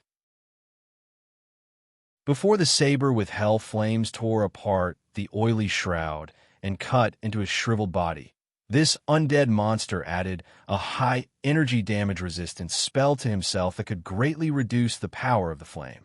Rakshasa's eyes were full of contempt when he looked at the mummy. He was not afraid to have a conflict with this fellow who belonged to the evil camp. He even used the other party's hatred to strengthen his hostility. The resentment of the dead towards the living was a natural existence. Instead of being confused about why he was suddenly attacked, it was better to think about how to quickly get rid of the monster in front of him. The first wave of attack and defense ended in a few breaths of time, and at this time, the Sand Lizardmen guards who were traveling with the team also reacted. This group of natural desert bandits naturally wouldn't sit still and watch themselves being attacked without retaliating. Dozens of hand axes made of bone or flint flew towards the black-robed mage mummy. At the same time, many agile sand lizardmen had already climbed on a sand rhino's back and used it as a platform to attack the mummy that suddenly appeared. They were prepared to launch close combat attacks, or throw their weapons at the mummy that suddenly appeared. The black-robed, mage mummy lightly tapped his feet twice in the air, as if he was stepping on invisible stairs in the air, and retreated a distance. Although he had some understanding of Rakshasa, who had the evil spirit of the 9 prisons of Bader, it was not much. Therefore, in order to concentrate on dealing with this target, he flipped his hand and took out 3 obsidian magic orbs that stored life energy and continuously cast 3 targeted spells. Group Monster Immobilization Spell, Plague Swarm, and High-Level Corpse Manipulation. Once these 3 area of effect spells were cast, the entire caravan except for the Rakshas's evil beast, including the sand lizard men and human guards, were first nailed to the ground by the spells, and then they were attacked by the flying swarm that carried the deadly plague. Those who could not survive the deadly plague and the flying swarm were finally reawakened and turned into zombies and skeletons. Under the command of the black-robed mage mummy, they surrounded their original owners and companions. At this point, if it dragged on, their lives would be in danger. Although Rakshasa was not afraid of death, it could return to the 9 prisons of Bader to be resurrected after death. Its opponent at this time was not only a powerful undead creature, but also a powerful spellcaster when it was alive. After weighing the possibility of its soul being imprisoned after its death, the demonic beast decisively chose to escape alone. A huge turquoise appeared in its deformed palm. Its texture was very loose, and it turned into a pile of fragments with a gentle pinch. With this triggering action, the transposition trick of the incantation system was launched, and Rakshasa instantly switched positions with a half-inferno sand lizard man that had been bound by a spell in Coptic City. The turquoise that was attached with an unorthodox spell was a gift from hell that every Batsu spy received when they came to the material plane. Today was the first time that Rakshasa used it here. The black-robed mage was not a spellcaster who often participated in battles when he was alive. Although he knew that the demons in the lower world often used teleportation, he did not expect that the other party would use such an unorthodox way to escape. Without the dimensional anchor spell in advance, he was naturally powerless to prevent the opponent from suddenly retreating. After becoming an undead creature like a mummy, its emotions seemed to be gradually drying up like its limbs. The furious black-robed mage no longer calculated the cost of casting spells. He waved his hand and sprinkled a large number of obsidian magic beads, guiding the converted negative energy to instantly annihilate the desert caravan. Even the yellow sand on the ground was eroded by the powerful negative energy, including the low-level undead creatures that had been awakened. In just a few breaths, the place became a ghost town. If the strong negative energy radiation lingering on the ground was not dispelled by someone, it would not dissipate naturally even after hundreds of years.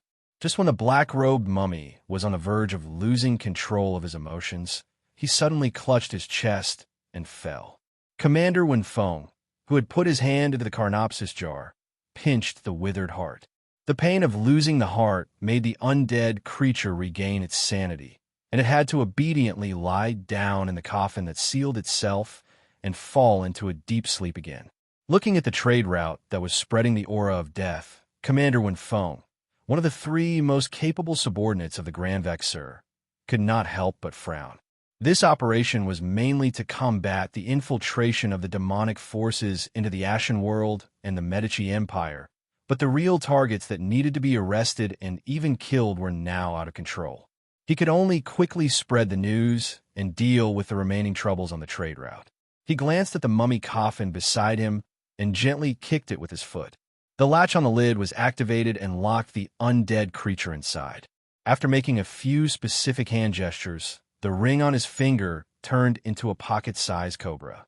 It was a communication device that came in pairs. As long as he sent a message to one of the pairs, the other pair would be able to receive all the information. Commander Wenfeng used the cobra to deliver the information in a concise manner. Then, using the obsidian orb as a source of energy, he used a magical item to open a new portal and return to Gnome City. When he returned to the preset location, he saw an old friend of his walking step by step into the former residence of Gnome Consul, holding his injured arm. "How's the situation over there? That desert elf could actually hurt you. Was he killed?" Looking at the person who spoke to him, the commander on duty shrugged and replied, 60 years old may be a little old for a human, but for a desert elf, it may be the prime of his life. Chapter 128. The key to a contract is to fulfill it. Although the price of fulfilling a contract often makes people have the impulse to tear up the previous agreement, as long as they think about the worst-case scenario after breaking the contract, people will begin to reconsider the meaning of keeping their morals. Chronicle of the Medici Empire. Grand Vishouse and his words and deeds in the secret chamber of Conier's North Tower. Quess and his companions watched as the soul-binding crystal rose from the ground. They watched as it allowed the beasts to wreak havoc. They watched as it activated the soul-binding tower. They watched as it suddenly collapsed. Needless to say, the truth was very clear in everyone's eyes. It must be some kind of restriction that had been set in advance. Along with the activation of the entire tower, the brain of the soul-binding sorcerer was also placed in the culture tank. This brain in a vat that appeared in front of everyone with a very strange appearance was unknown whether it was a friend or a foe. Just the strange appearance of the huge brain-shaped object alone was enough to make one's hair stand on end. It's a pity that we are not spirit suckers, or else we could try the canned food that has been sealed for thousands of years. For some reason, Keyes, who saw the floating brain, suddenly had some guesses, so he tried to make fun of it. Previously, in the bottomless abyss, I saw a colossus that was much bigger than you, but compared to you, your appearance is more in line with my personal aesthetic. As if he was annoyed by the young blue dragon's awkward language that was similar to that of a web novel author, sparks started to appear in the gullies of his white brain that was suspended in the air. Because of the activation of the soul-binding network, the walls, the ceiling, and the ground seemed to be responding to some kind of signal. The original plaster and bricks were instantly crushed into powder under the effect of the spell, forming several tentacle-like structures that entangled with each other and carefully protected the brain in the center. Keyes not only stopped his companions from launching an attack, but also allowed the soul-binding tower's soul-binding meridians to form a magic circle under everyone's feet. A light flashed, and the powerful soul-binding force directly teleported all the new explorers who had invaded the soul-binding tower to the ground. At this time, on the surface of Connor, the dense sulfuric miasma that should have been densely covered by the soul-binding sorcerer's tower was dispelled by the massive elemental fluctuations brought about by the activation of the sorcerer's tower. In the sky above the desert of the Ash World, the eye of a thunderstorm that signaled the arrival of a downpour had appeared. As the first bolt of lightning fell from the sky, the lightning struck the ground with an unstoppable force. It traveled along the large amount of basalt rocks to the spirit-binding tower buried deep underground. The growth that happened in the secret chamber of the North Tower happened again. An ancient relic of a soul-binding sorcerer grew out of the ground like a bean sprout that had been watered with water. It pushed away the rocks, soil, and sand that had been pressing down on it for thousands of years and broke out of the ground like a hot knife through butter. A large number of underground volcanoes were also stimulated by this change, and for a moment, there were signs of magma erupting. However, the spirit-binding tower was like a tree. Not only did it grow towards the top, it also extended deep into the ground. The roots of the soul-binding tower were deeply embedded in the many underground magma tributaries, converting the accumulated energy that was about to explode into the consumption required for its own growth.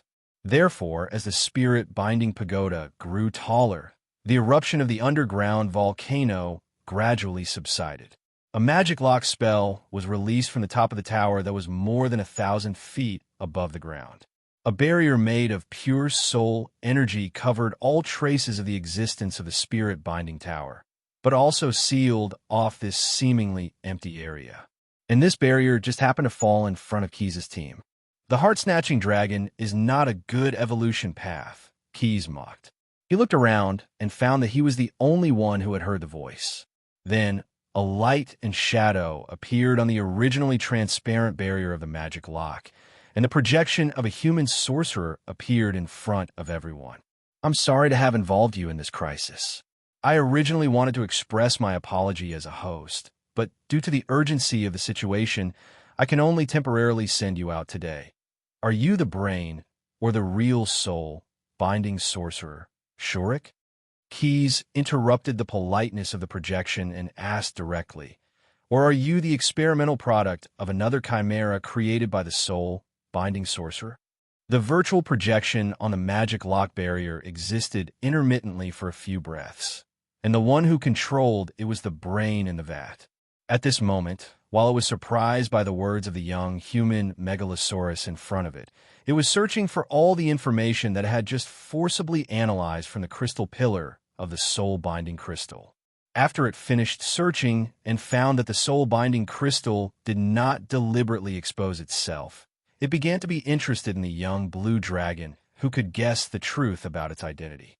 The projection stabilized again, and it was no longer a mental link. Instead, it directly used the power of the magic lock to communicate with it using the magic mouth spell. Your 3 guesses are actually correct, and piecing the 3 together is the truth.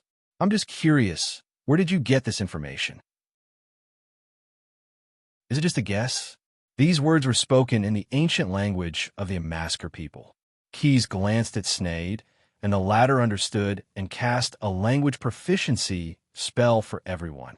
Using the Embark language to communicate was a test in itself.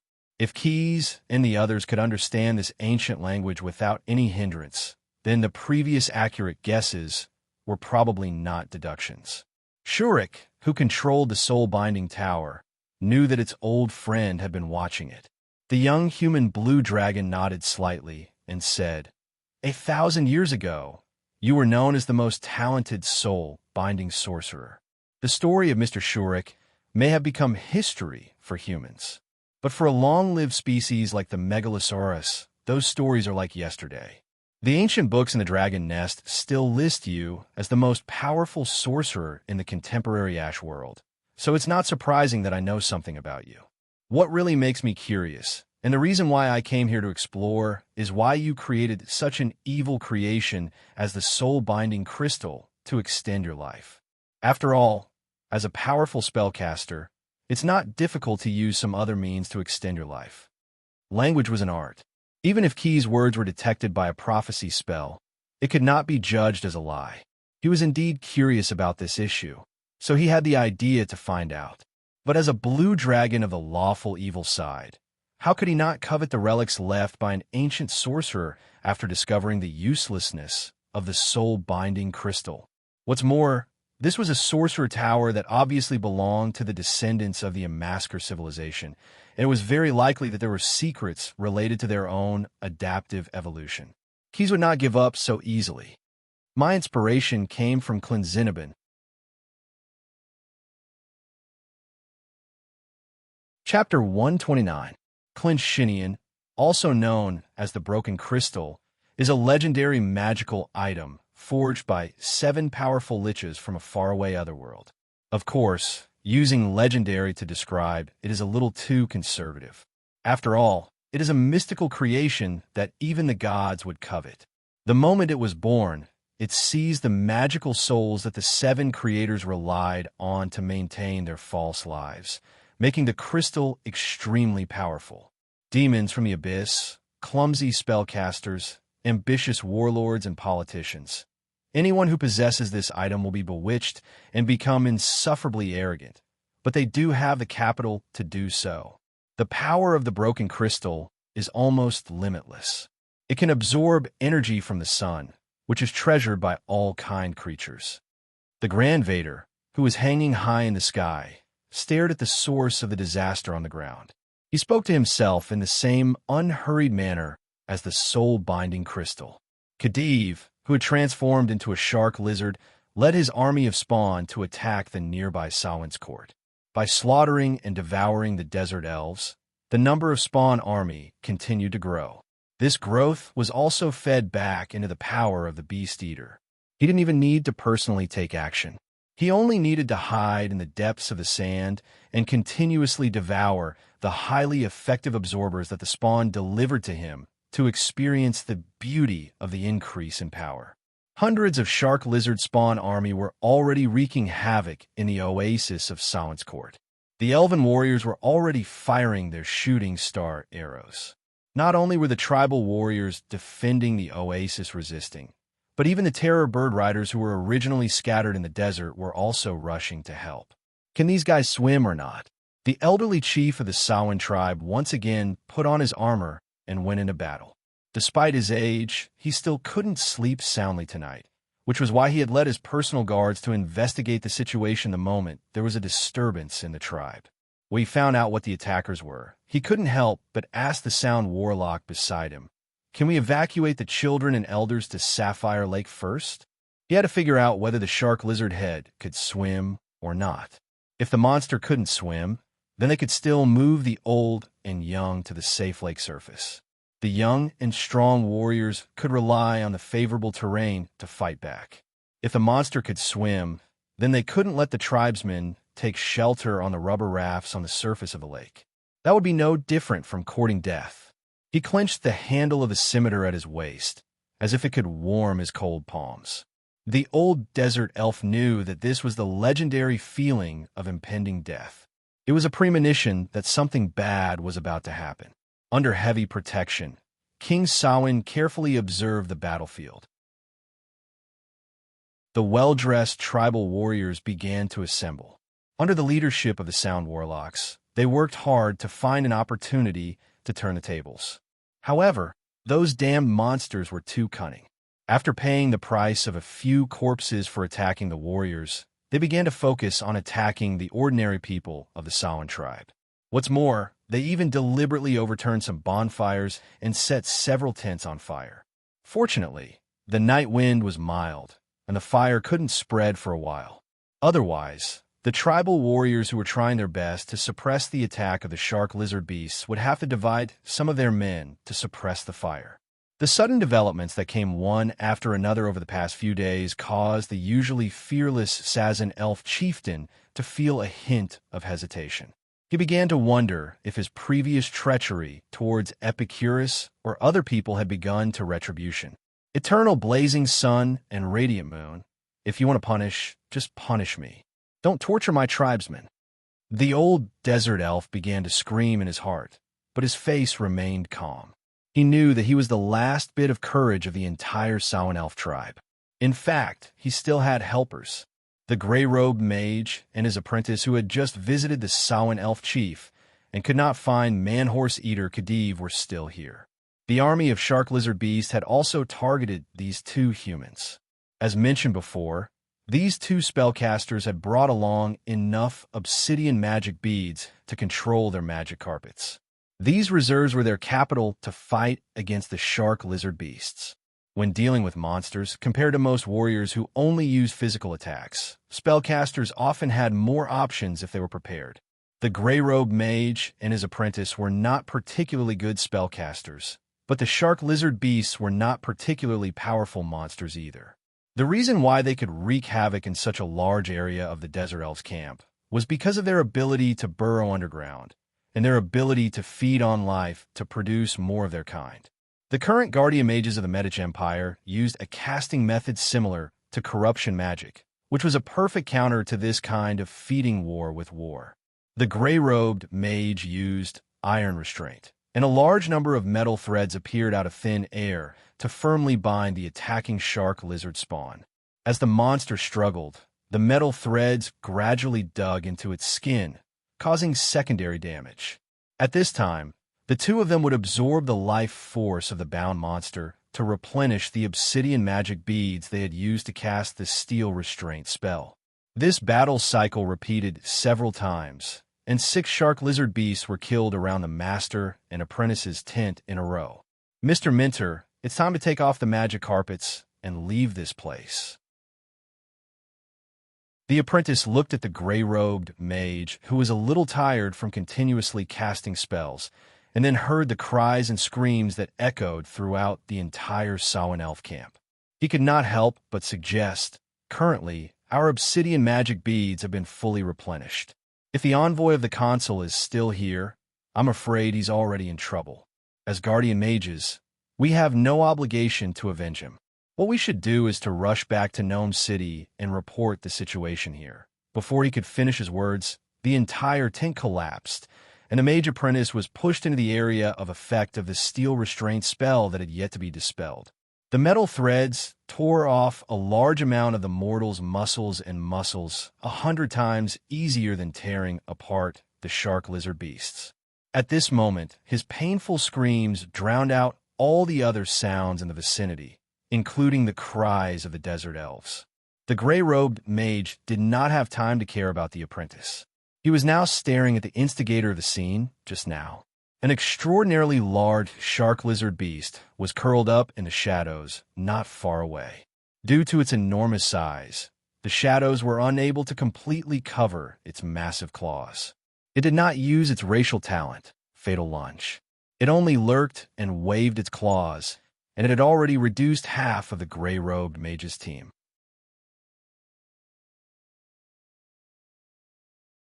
Chapter 130. Mr. Emissary, your apprentice seems to be on the verge of death. A familiar voice rang in the mage's ears, but it came from the body of an unfamiliar monster. The mage from Gnome City had no time to think about the relationship between this gigantic shark lizard and the missing Khedive. He only wanted to escape from this great terror as soon as possible, considering that his iron restraint might not be effective in restraining such a fearsome beast. The mage drained the energy in 3 of his obsidian magic orbs and cast the more powerful Evar's black tentacles.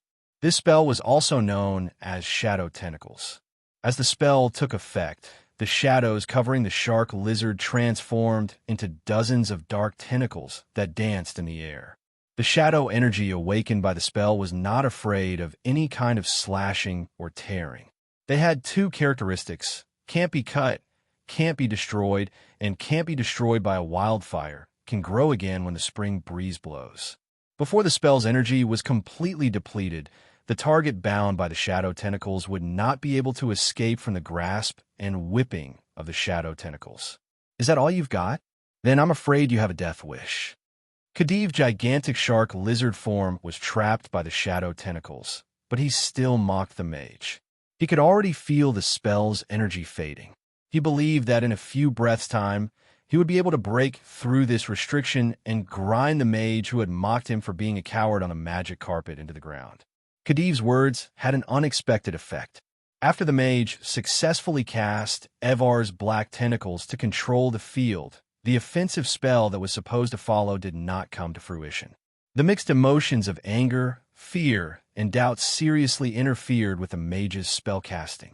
The second spell model he constructed happened to be an evocation spell that he rarely used before, so it was no surprise that it failed. Not only that, but the failure of the spell also caused a small explosion, which seriously damaged the health of the gray-robed mage. His body, which was not strong to begin with, bounced off the spot and fell heavily to the ground. He then vomited a few mouthfuls of blood. The shark lizard beast seized the opportunity and leaped, ignoring the damage the shadow tentacles inflicted on its body.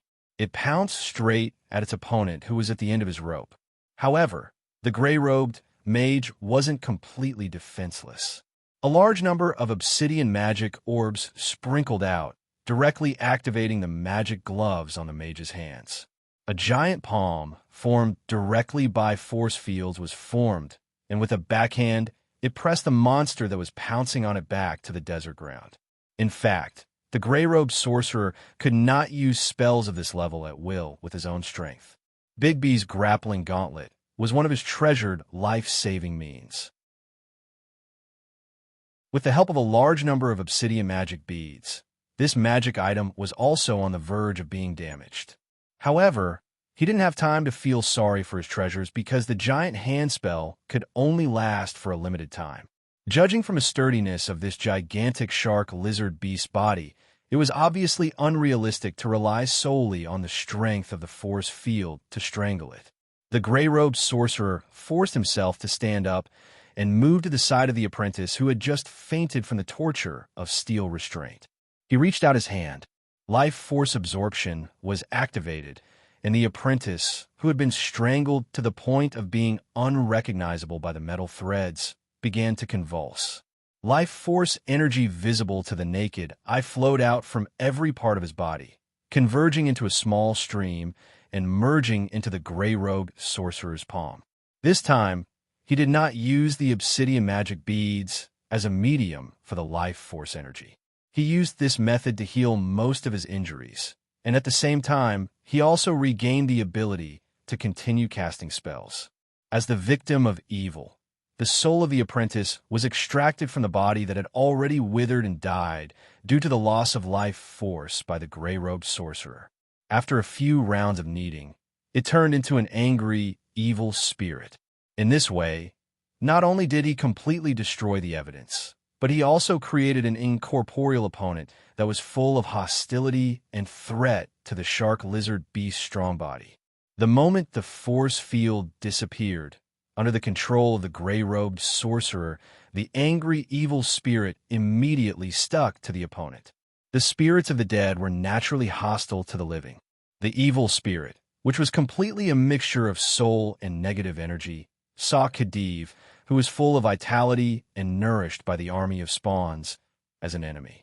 The angry evil spirit was a type of fear-bound spirit. They were usually the product of the distortion of the spellcaster's soul, and anger was its eternal nourishment.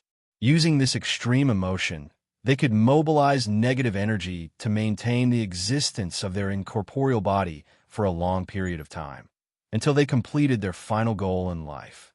Although this goal was most of the time, like the essence of their soul, they had been distorted and misled, but at this moment, the angry evil spirit that the apprentice had turned into had made torturing the giant shark lizard beast in front of it the most important thing on its bucket list. For this, it would rather have its soul destroyed. Under the support of its anger, the evil spirit, which was completely composed of negative energy, constantly used its body to offset the exuberant vitality of the shark lizard beast. It wanted to take the opportunity to connect with Khedive's soul. Even if it could not occupy it, it wanted to perish together. The angry evil spirit's actions were very effective. The giant shark lizard beast, which was invaded by negative energy, felt an indescribable pain. It was a pain that was completely different from the physical pain it had experienced when it was fighting with the skeletal puppet. Despair, disappointment, sadness, exhaustion, confusion. A series of negative emotions brought about intense psychological damage that far exceeded the damage caused by the corrosion of the body and the continuous decay of the body. The gray-robed sorcerer glared at the opponent that was being tortured. "You bastard, whatever relationship you have with that lowly and cowardly man-eater has nothing to do with me. However, you dare to trample on the dignity of the guardian sorcerer. I will not let you go so easily. Believe me, death is never the end of pain. I will bring you back to Gnome City, and your body will be dissected by all the apprentices." The sorcerer's declaration sent a chill down Khedive's spine. He hated his own carelessness. If he could foresee that he was going to be trapped, the shark lizard beast would not have toyed with its prey like a cat toying with a mouse. The bitter medicine of a prolonged illness was better than icing, and the soul-binding crystal that responded to his inner wails was like a life-saving straw. A lion will use its full strength even when hunting a rabbit. As the bearer of the beast's heart, the army of Spawn is far more than just gathering food for thee. Following these words, a hint of understanding surged into Khedive's mind. While the gray-robed sorcerer was preparing another spell, Khedive used all his strength to summon the various shark lizard beast spawn that were telepathically connected to him. The latter quickly responded to his summons, no longer greedy for the food in front of them, even if it was within their reach. The gray-robed sorcerer, who was still constructing his spell model, vaguely felt this strange movement. He gave up on the spell that was about to be completed and turned to extract all the remaining spell slots and life energy from the obsidian orbs in one go.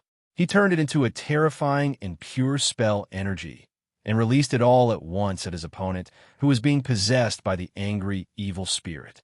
There was no explosion, no roar. The majestic energy directly destroyed the shark lizard beast's chitin armor and half of its body, including its head. However, before he could see anything, one of the monster's claws suddenly burst out of the sand and stabbed into the brain of one of the spawn.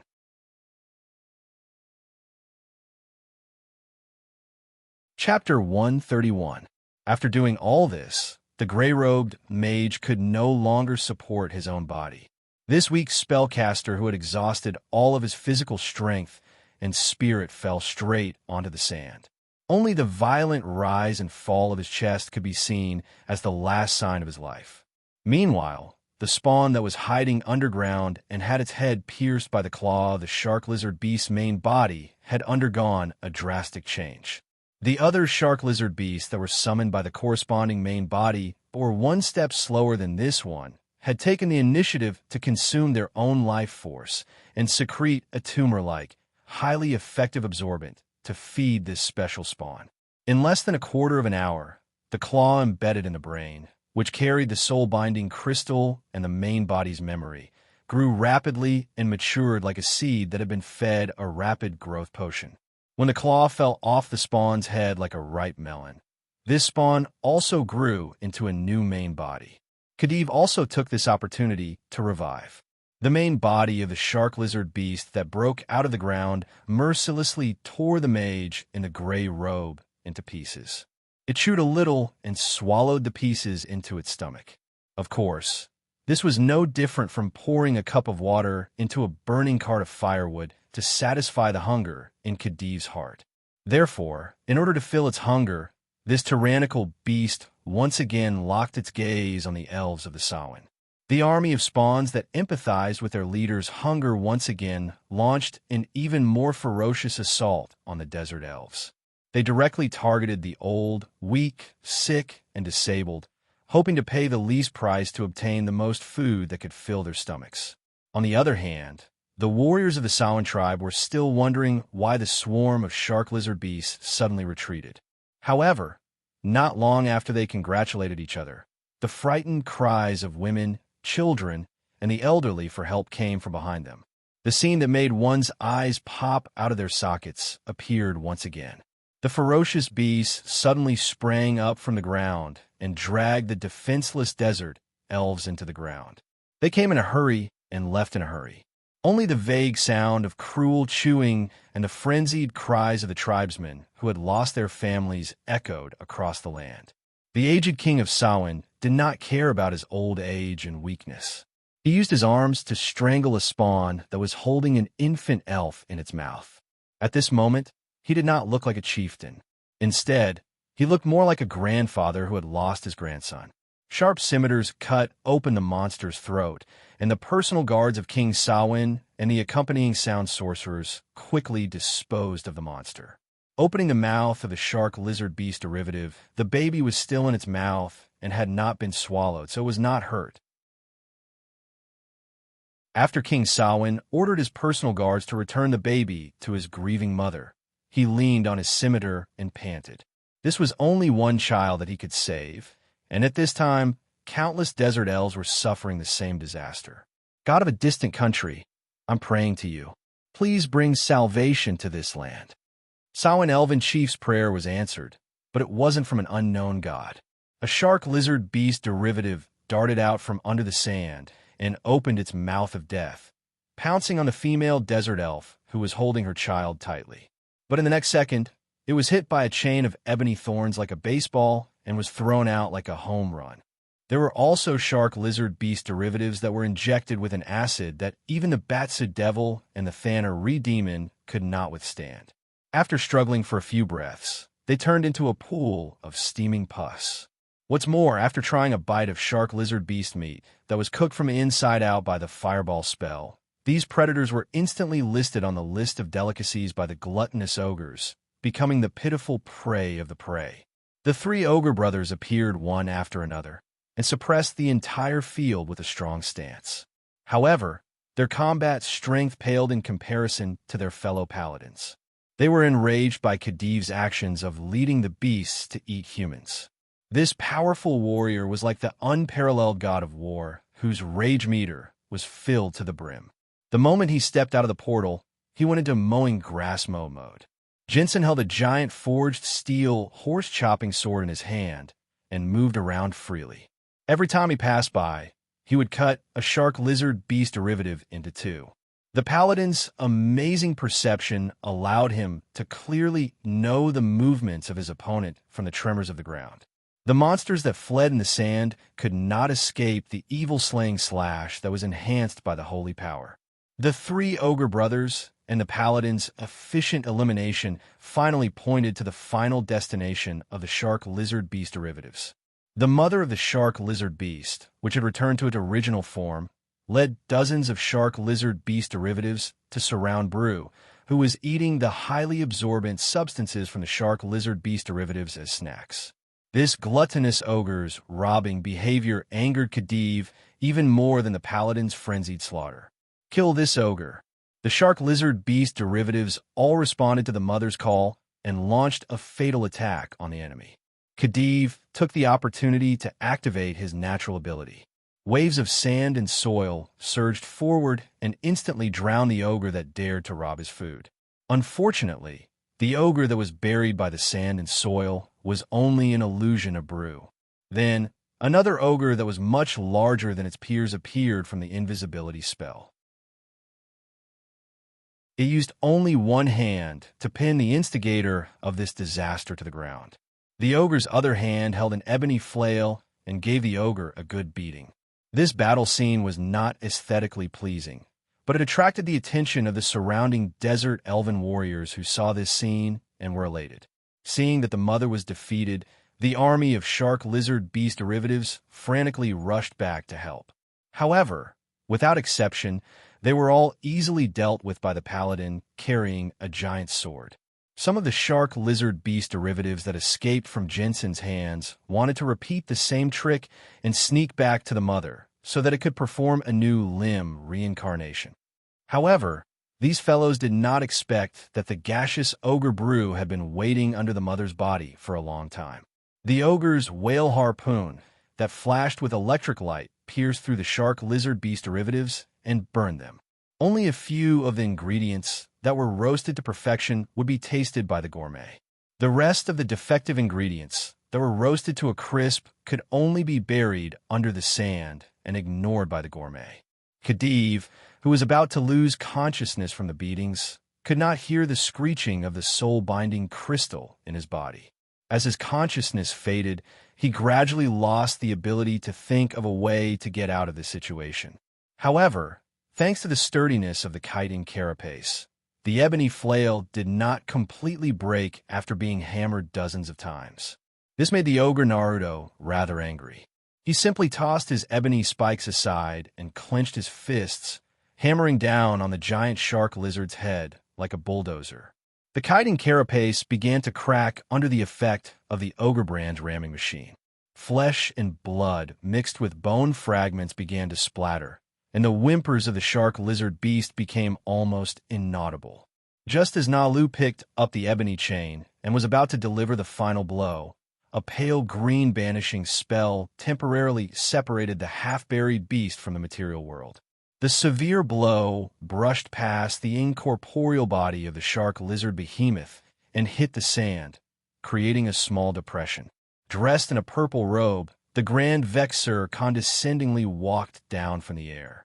He did not care at all about the enmity and resistance in the eyes of the desert elves around him, nor did he care about the two ogres and a paladin that were gradually encircling him. Leaning on the legendary staff made of a whole piece of obsidian, he walked step by step to Nalu. After a slight bow, he opened his mouth and said, "Although this ferocious beast is special, it is a part of the contract that I need to fulfill. I hope you can hand it over to me."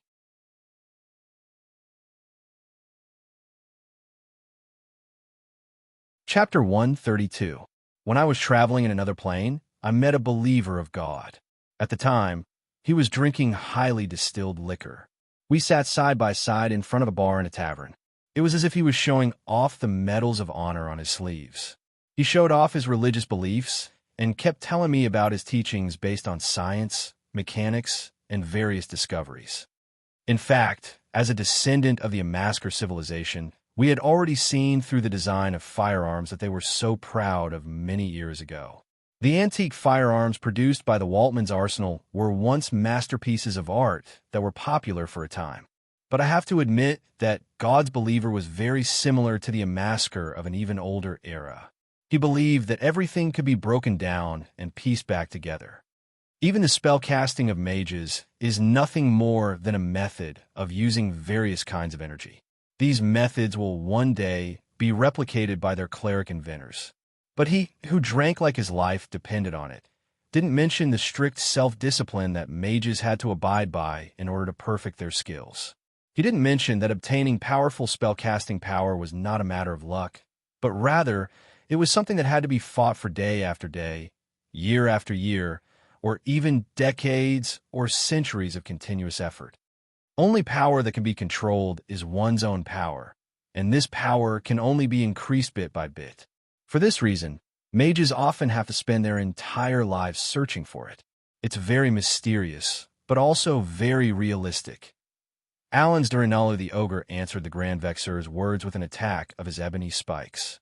But this heavy attack that carried the faint sound of wind and thunder was extinguished by the powerful spellcaster's legendary staff. The wielder of this obsidian staff that could absorb kinetic energy only needed to lightly tap it with the back of his hand, and the weapon that was treasured by the ogre blacksmith flew out of his hand. It flew over a dozen yards in the air before falling into the sand. Command: Intimidate. The powerful enchantment spell turned the enraged ogre into a puppet that glared but did not move. The purple-robed mage gently pushed the ogre to the ground with his staff. The great Vister easily took down a warrior who could wrestle with a shark lizard. This undoubtedly shocked the surrounding desert elves who had drawn their bows and raised their spears, but it also angered the other two ogres who were concerned about their brother. Brew, who was in his vaporized state, stuffed a handful of devil pepper into his mouth and chewed twice. He then spat out flames that were comparable to the breath of a raging dragon. Palu stepped out from the shadows and waved his troll's skull staff. He spat out mucus armor to protect his brothers while he shot out incendiary potions to help Brew's breath attack. The most lethal attack came from the paladin who was still cleaning up the shark lizard spawn. The powerful warrior leaped over the heads of the desert elves.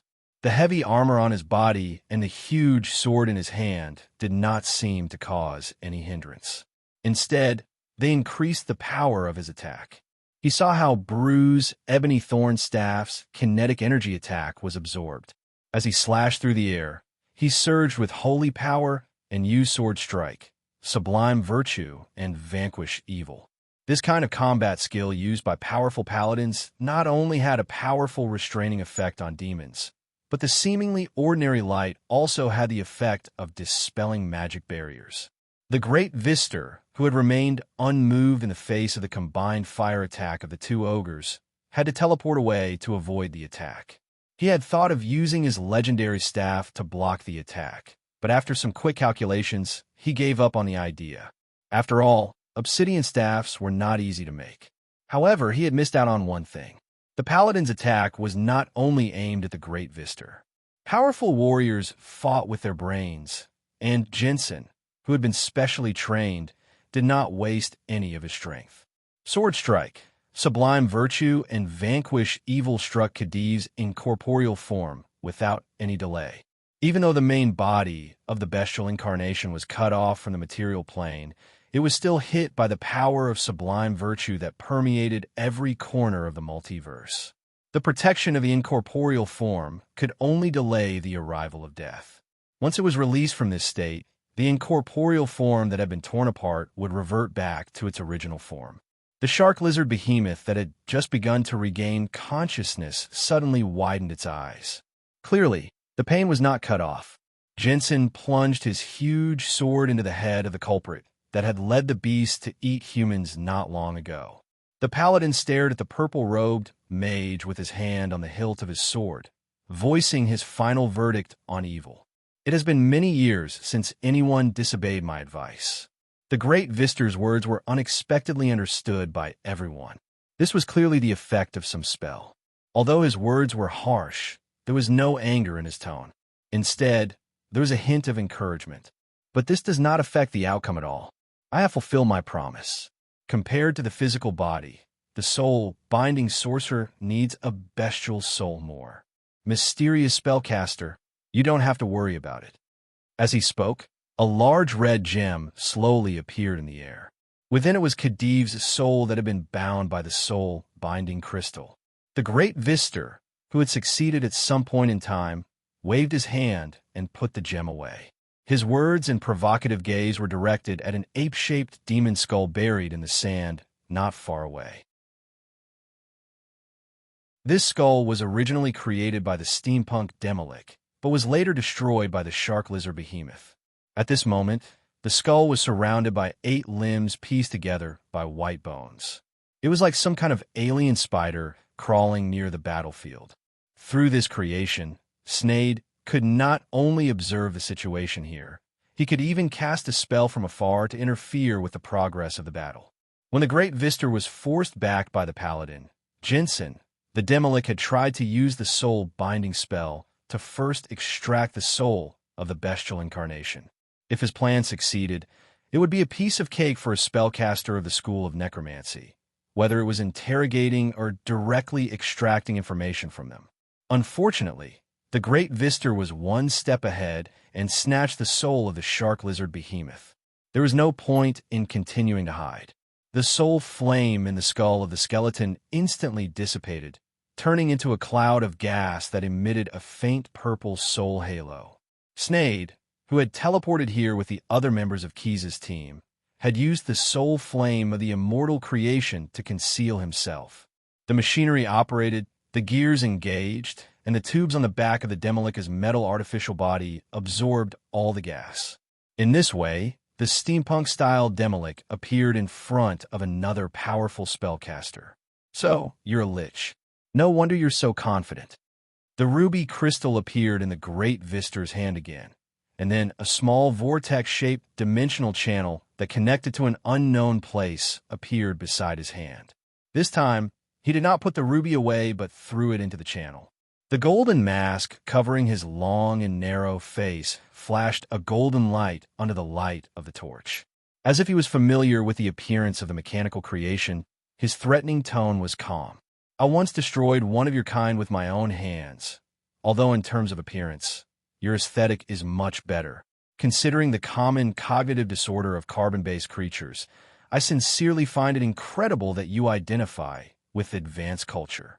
Snade suddenly found that the human in front of him was almost as good at being disliked as a mechanical warrior, so he chose to use the latter's classic poisonous tongue as a reply.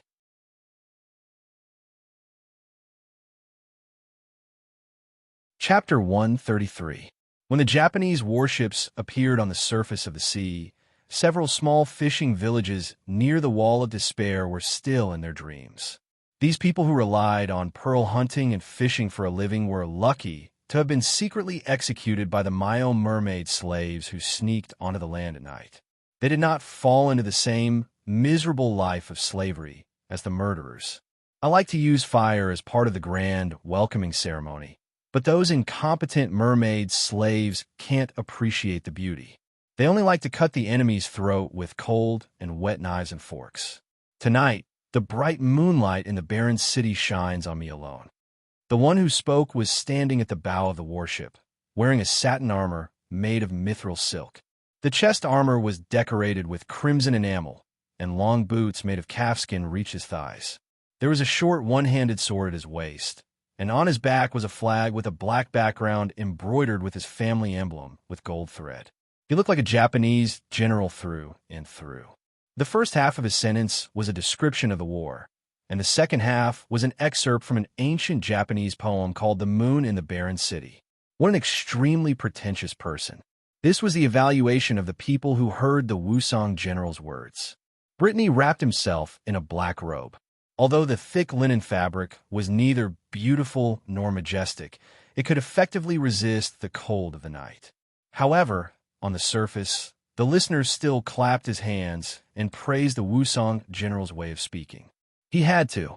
The Wusong general had the capital to make him bow down and flatter him.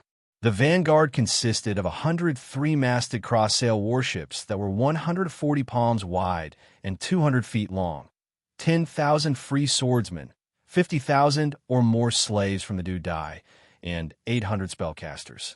These were only about 1/10 of the forces that the Japanese had prepared for this war. There were more ships and more generals waiting to see what the vanguard would do.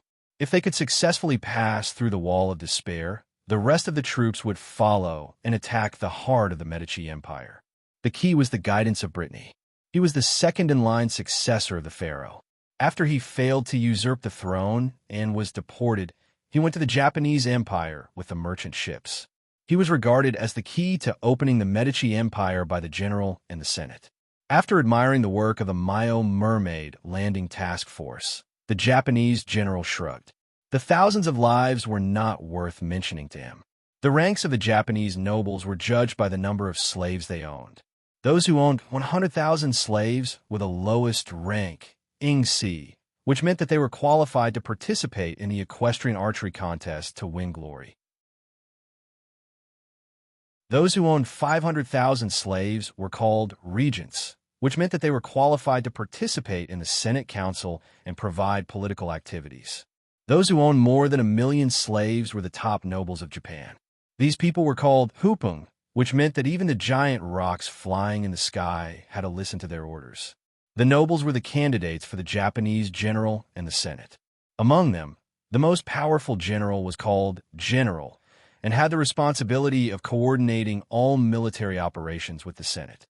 Although a considerable part of the aristocratic oligarchs were ordinary human beings, because they owned a large number of slaves, their lives could often be prolonged by the corruption spell, which absorbed the vitality of the slaves.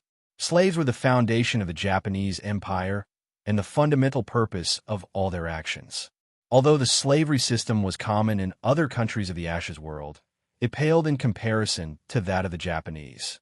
There were many kinds of slaves in Japan. Some were bee slaves who were responsible for raising livestock. Some were war slaves who were responsible for military activities. Some were bed slaves who warmed the bed for their masters. And some were punishment slaves who were punished for their masters. Some were native to the Ash world who served their slave masters. And some were strange creatures summoned from other worlds to serve their slave masters. The division of labor, an efficient organizational management method, had long been recognized by the Japanese ruling class.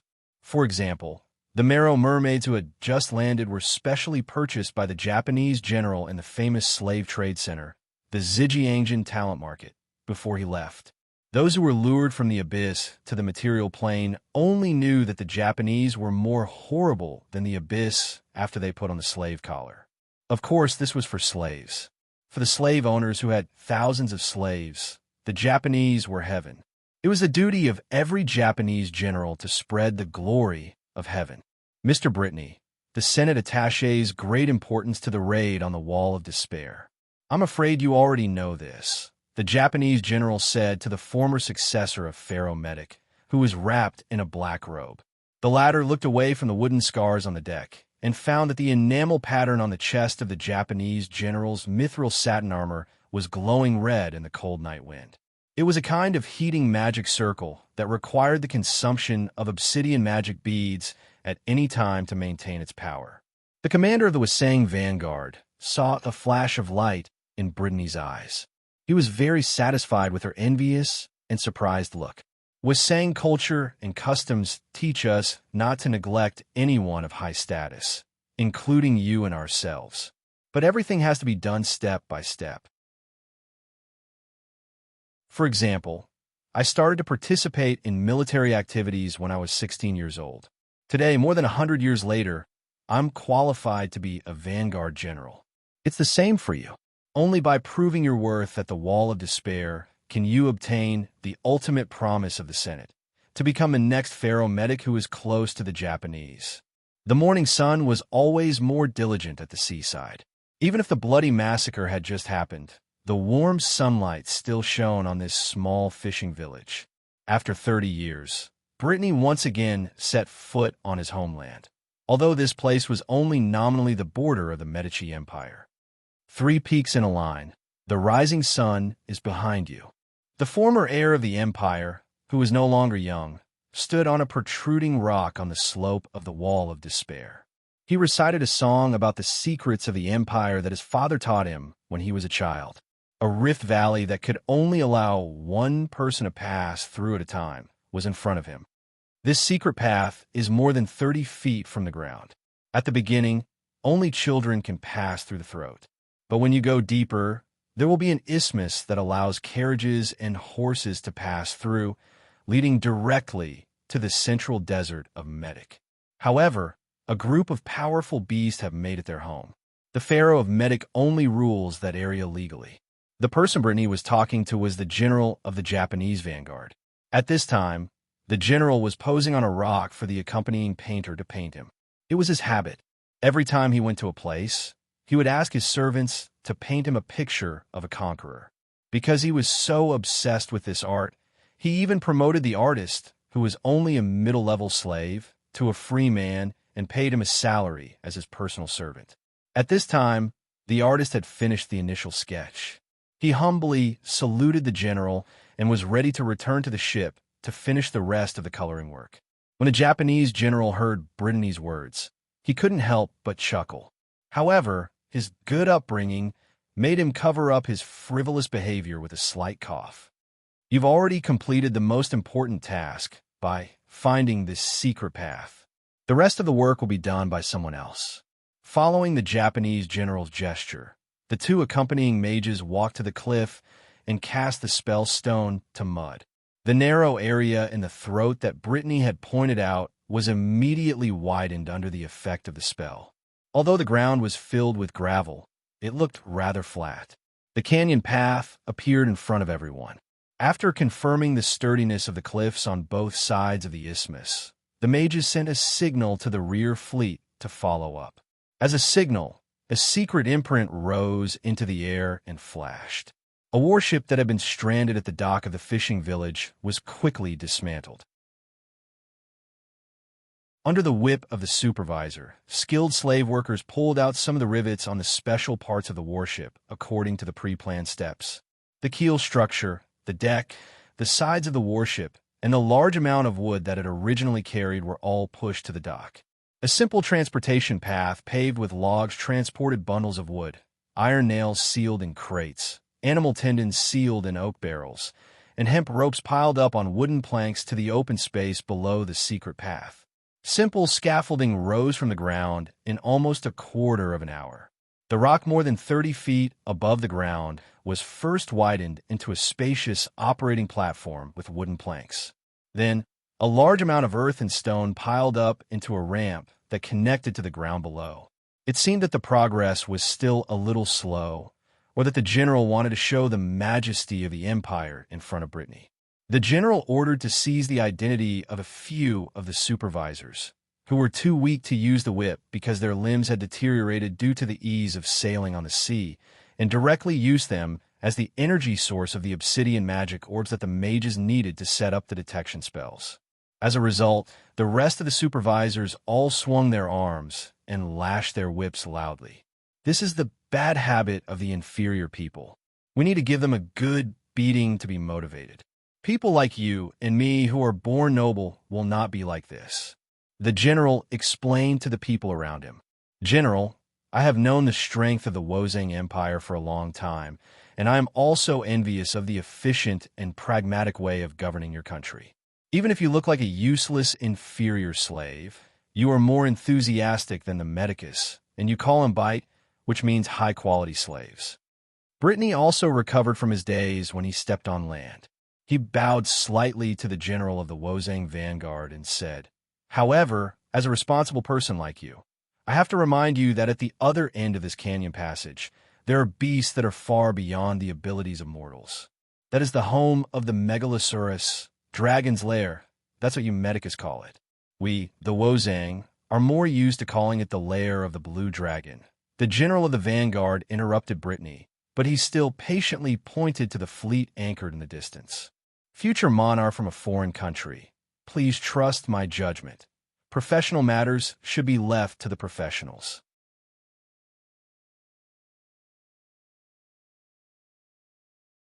Chapter 134. The residents of the fishing village who were killed by the abyss species, the Mayo mermaids, were put to good use. Their bodies were not wasted, but were all used as rations for the Japanese army's war dogs.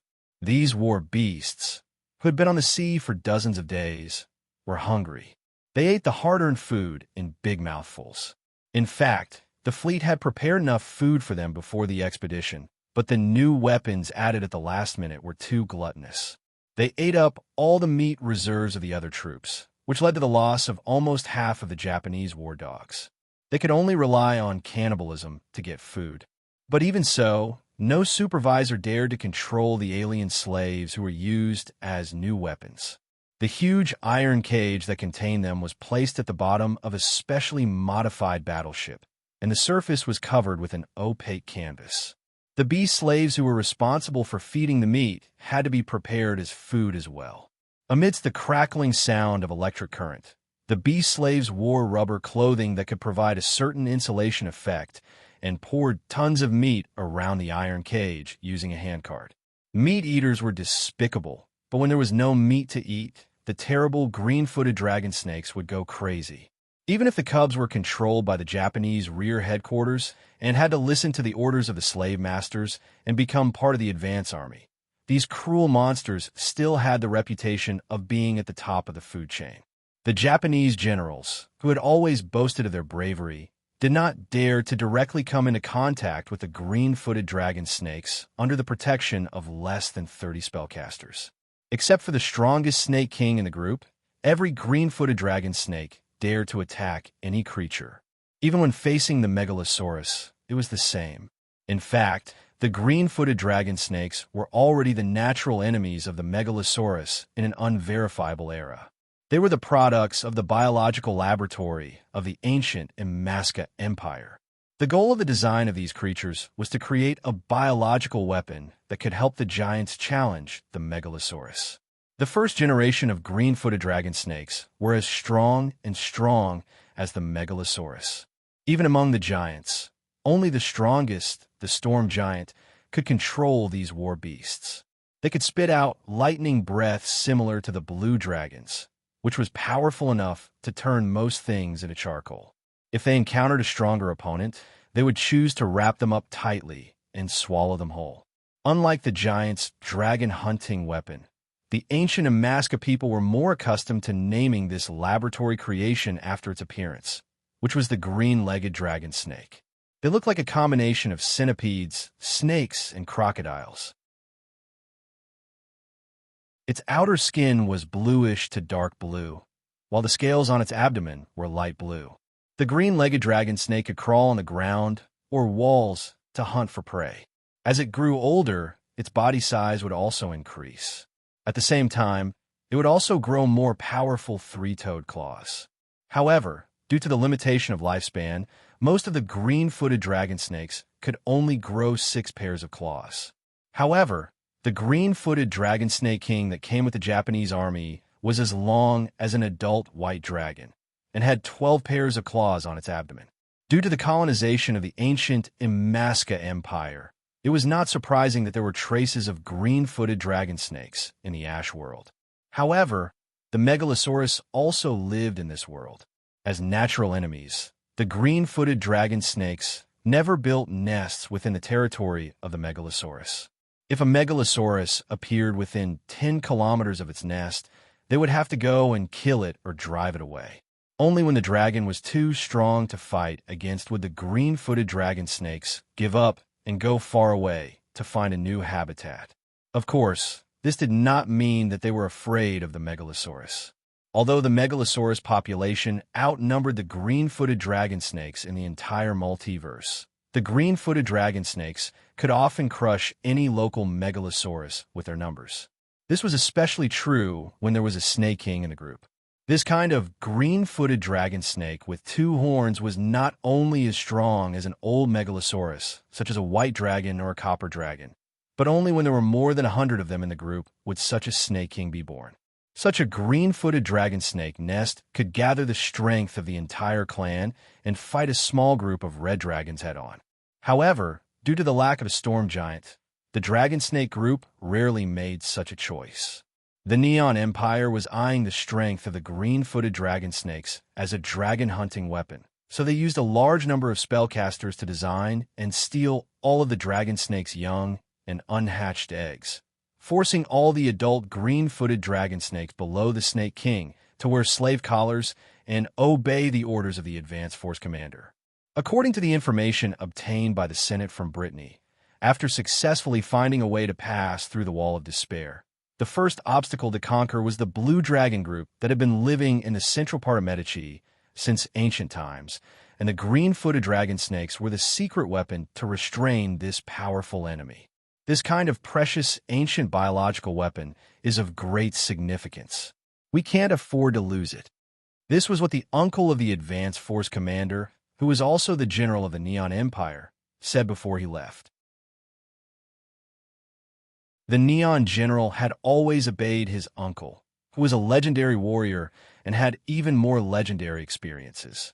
Therefore, he did not hesitate to use all the meat reserves of the entire fleet just to fill the stomachs of the beasts that seemed to be in a perpetual state of hunger.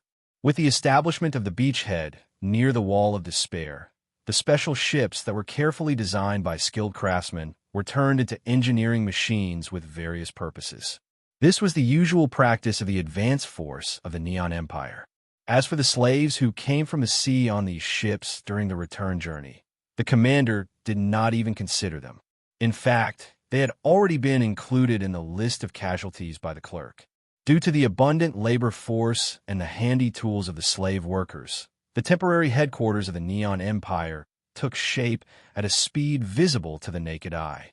In just half a day, it had already begun to take shape. Barracks for the free swordsmen and supervisors, houses for the Dudai slave warriors, temporary docks that extended into the depths of the sea, towering watchtowers built with scaffolding, and corresponding facilities related to the diet and defecation of the army.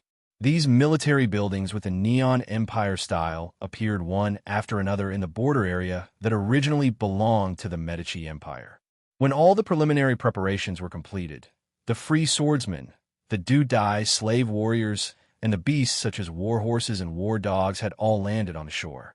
Some of the supplies were properly arranged, and the main event was about to begin.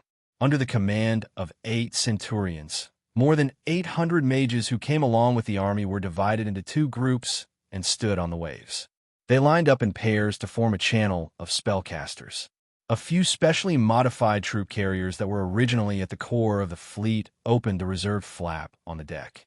Under the effect of magic, the ropes of the wooden cranes on the ships tied themselves to the huge iron cages that were placed at the bottom of the ship. Then, the cages were lifted out of the cabin by mechanical force. At this time, 2 mages who were already prepared cast a levitation spell and sprinkled a calming alchemy spray on the cages.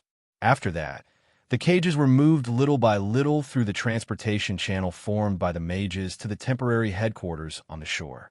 There were more than 100 green-footed dragon snakes that came along with the advance force, and it took 5 specially modified troop carriers to carry them across the sea.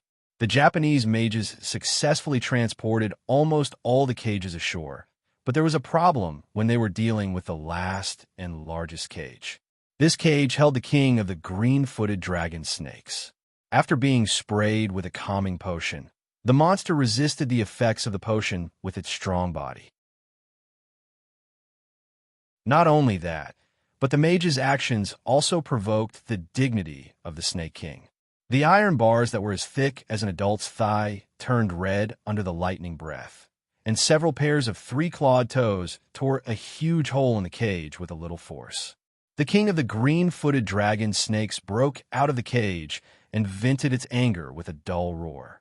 The torrent of lightning boiled the water around its body, and the small fish and shrimps that were electrocuted to death floated to the surface of the water.